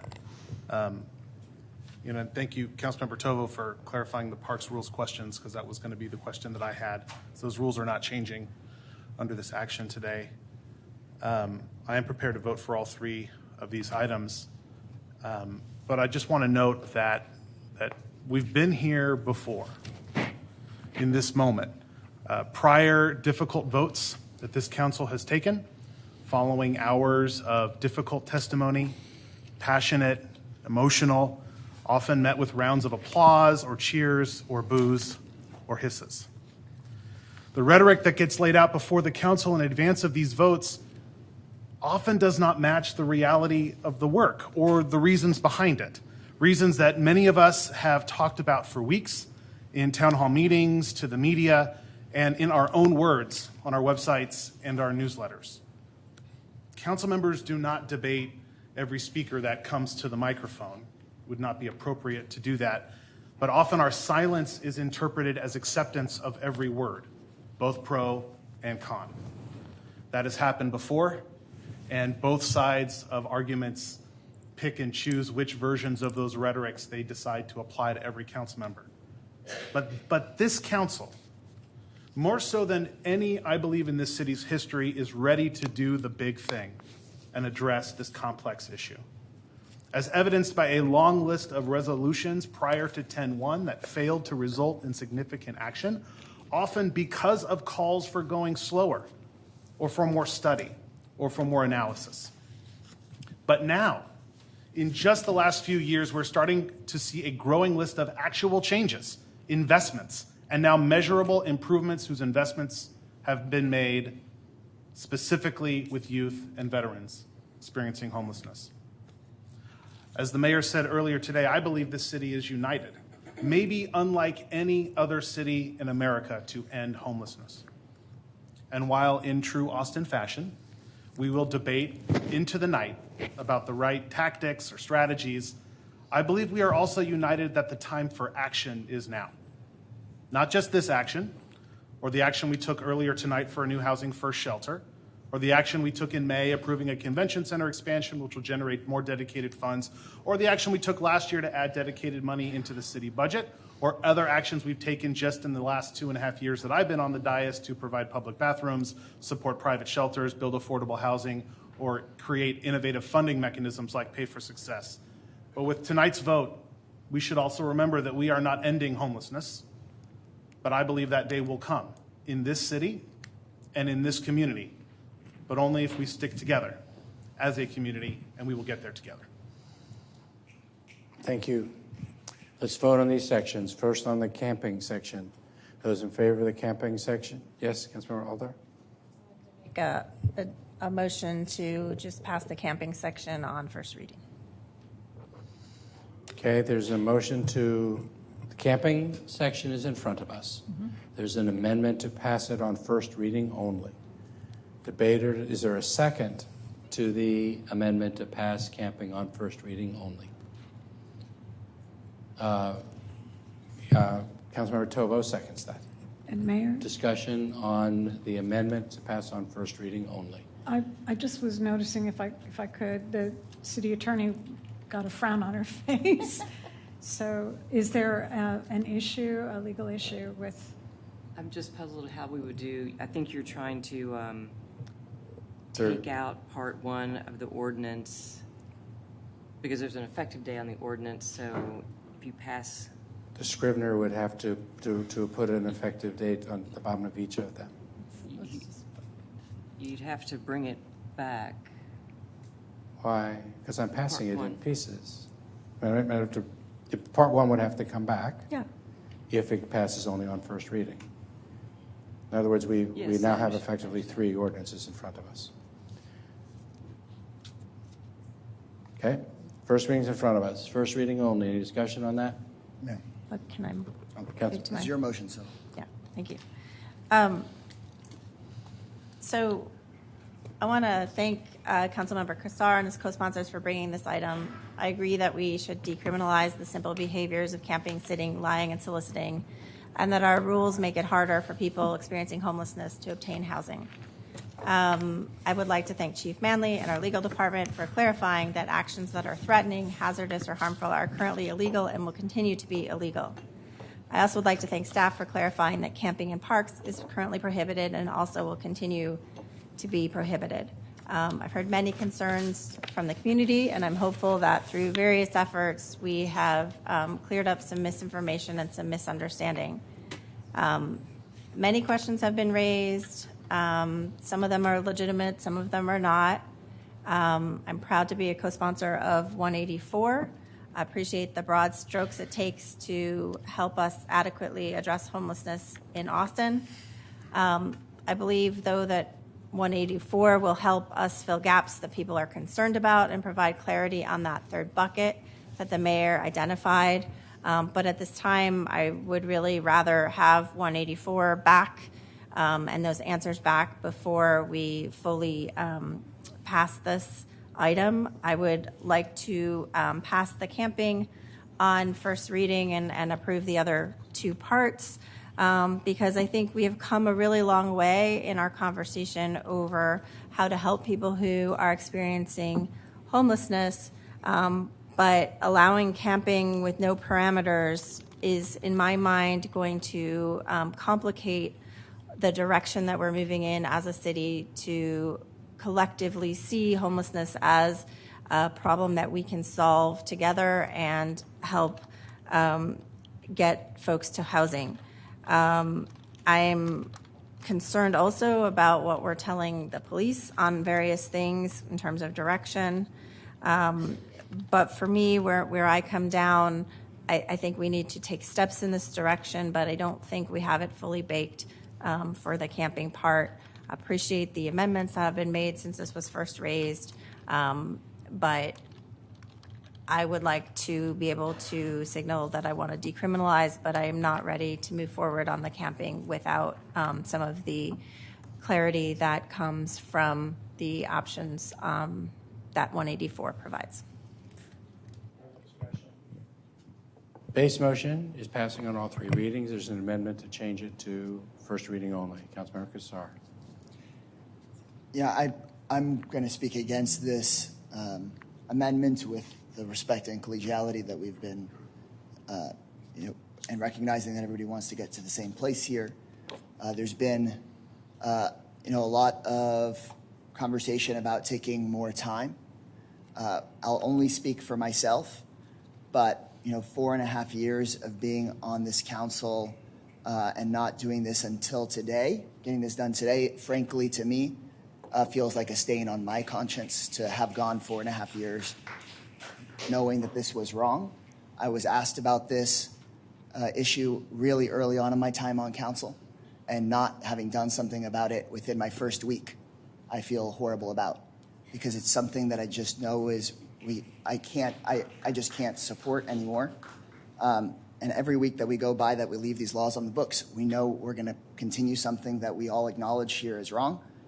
And this would just be an effective postponement so that people can and will continue to be criminalized for things like the mere act of sleeping in their car over this summer. If it were a week, like it was 2 weeks ago, I could stomach it, but for my own vote, I don't want this happening over this summer. There was just a news story about someone who, because of this conversation, that now has nowhere to go because she was sleeping in her car, and after years of just sleeping in her car peacefully, now has nowhere else to go. Things that we've heard about today, I just can't. I mean, the story of somebody going down to the bottom of the creek and potentially dying.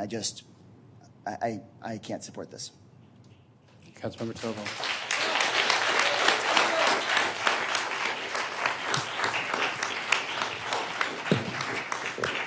Councilmember Tovo. Thanks. Yeah, I too, I seconded the motion and also added the language to the mayor's resolution because I think a better approach in this case would be to have the city manager return in August with designated areas for people to camp. As you heard, we're not changing whether or not you can camp in parks. You still can't camp in parks. What this will allow, that is not currently allowed, is camping on sidewalks if you're not blocking entrance or blocking pedestrians. I don't think that's the best we can do. I think we are always balancing different uses of public space. And the better balance, in my opinion, of how we're allocating public space is to do the hard work in the next month of identifying a place in every single council district where camping is legal, and then have that be the resolution to the issue that we're all very aware of, where we have too few shelter beds, too little housing, and people getting ticketed for camping. I want to thank. I am in complete support on the other two measures for the reasons others have identified, and I want to thank the co-sponsors for working and incorporating the feedback that the mayor and others have provided with regard to the solicitation ordinance. I think this is something that really is gets at the constitutional issues. And I also want to thank Councilmember Flanagan for highlighting the work that we have done over the last several years. I think we have a huge challenge. As I indicated earlier, we have really a crisis in this community. And it's when we have so much work ahead, it's sometimes hard to stop and acknowledge the progress we've made. And I want to thank you for highlighting those initiatives, many of which I led on. This is important work to me, and it's going to continue to be important to me. But I'm not prepared to support the camping ordinance on anything other than a first reading this evening. Councilmember Kitchen.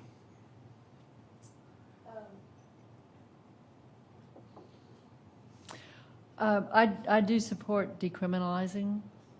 I do support this on first reading.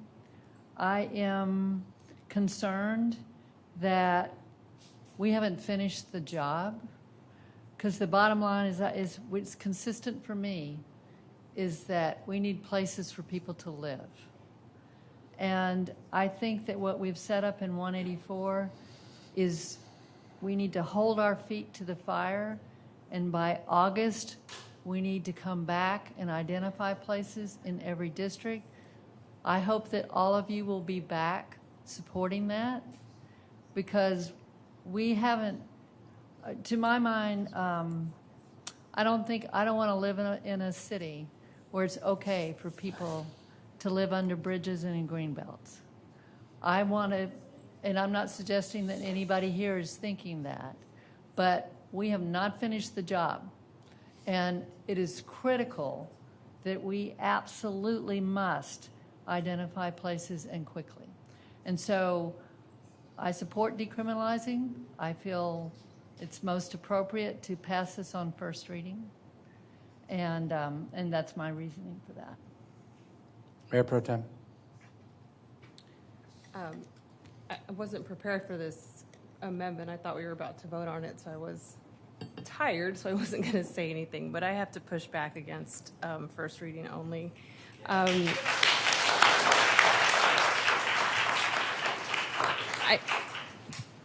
I just feel that this thinking that using this as a tool to connect people to services it was a tool that we should have never thought of should even be a tool through the criminal justice system.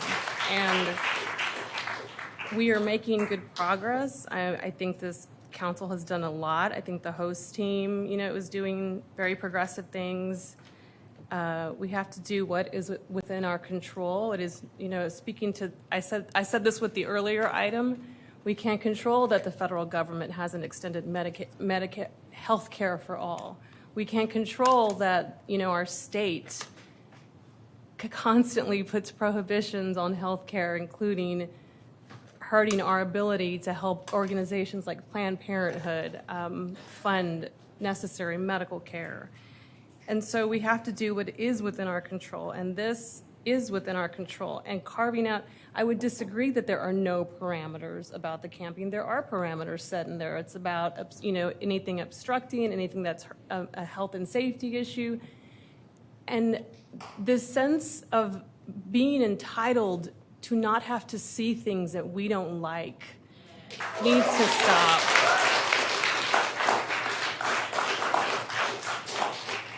I drive by the Manchaca and Manchaca, I forget the name of it now. It's late. Often, and it is heartbreaking, but I'm not entitled to not see that. In fact, when I see that, it makes me want to solve these problems even more and figure out ways to help them. So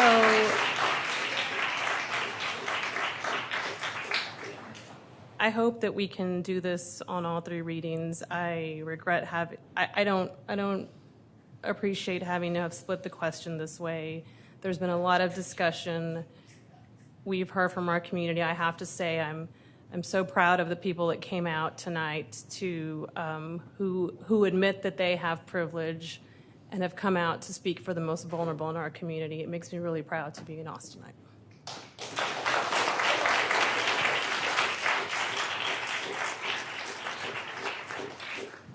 I'm going to vote against the amendment. I'm going to vote against the amendment for three reasons. One reason is that I appreciate the work that was done in negotiating the language in this ordinance. And as part of those conversations, I agreed that I would also push to get this done. The second reason I'm going to vote against the amendment is because the ordinances that we have changed tonight, as we heard one of the speakers say, resulted in 18,000 tickets being issued collectively between 2014 and 2016. And it didn't work. The problem and challenge got created. We then changed the policy from 2016 to 2018. We tried applying those ordinances differently, and we reduced the number of tickets substantially. That also did not work, and we have the challenge. I think that those ordinances are in part keeping us from actually dealing with the challenge that we have in the city, because there's, again, a false sense of security with those ordinances. We shouldn't apply those ordinances because behavior that's not threatening and not creating a public health hazard or a public safety risk, this isn't what we should be doing. And to participate in something that just moves people around gives us that false sense of security, and that's not what we should be doing in this city. We should actually be fixing the problem, which gets then into the third issue, which goes to what Councilmember Flanagan said. There will always be a reason not to act. We saw it this morning. The people this morning had reasons why we shouldn't move forward with that location. It hadn't been studied enough. It cost too much money. There might be better places. We weren't ready to do the services yet. But you have to just start doing stuff.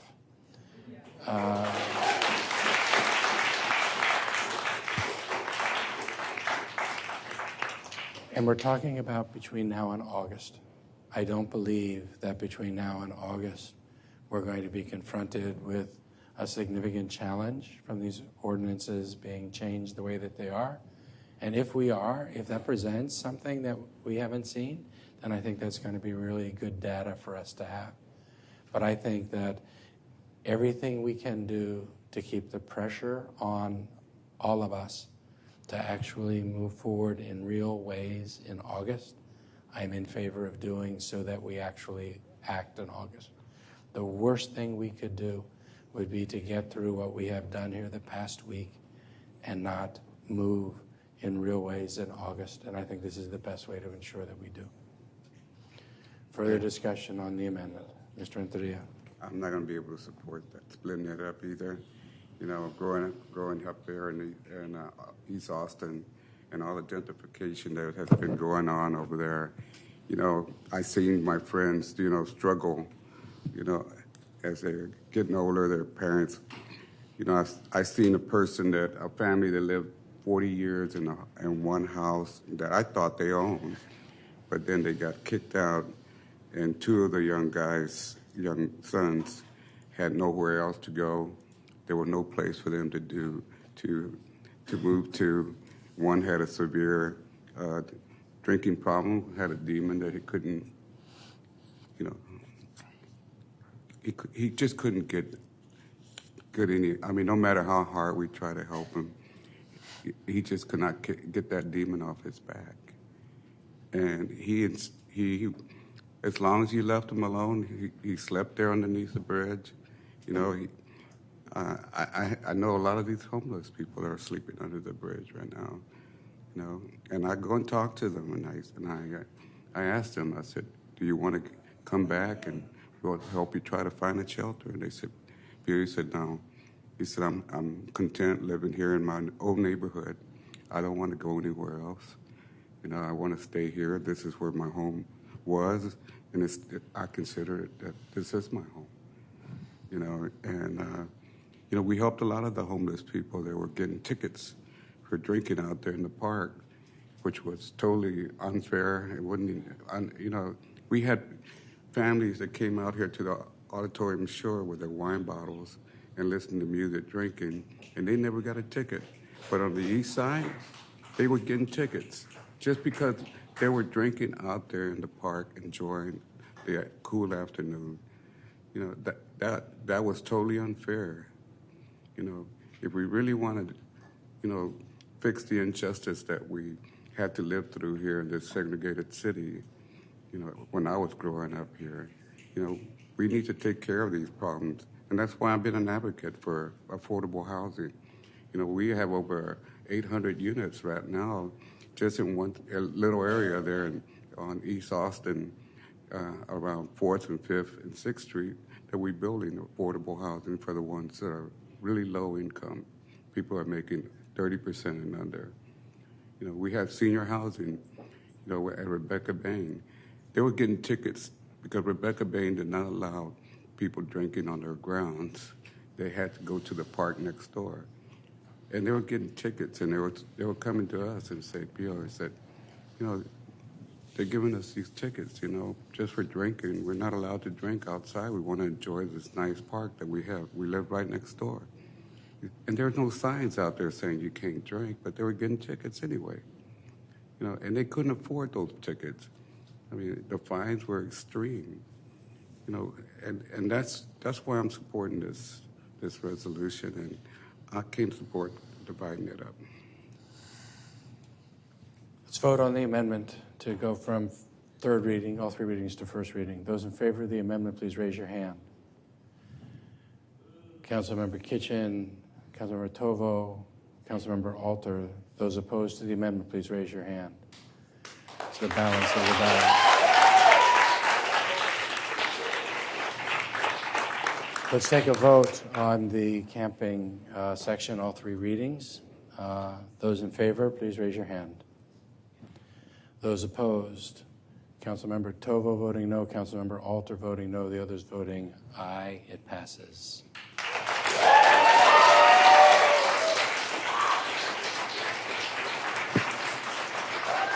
The next section we're going to vote on is the aggressive confrontation section.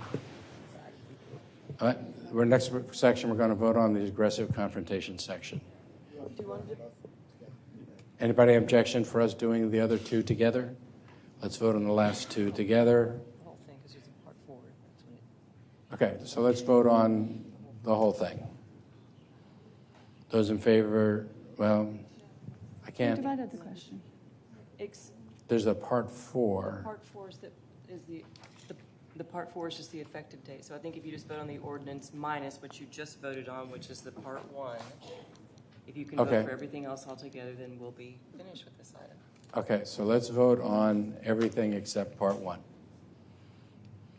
Those in favor of everything except part 1, please raise your hand. Those opposed, it's unanimous on the dais.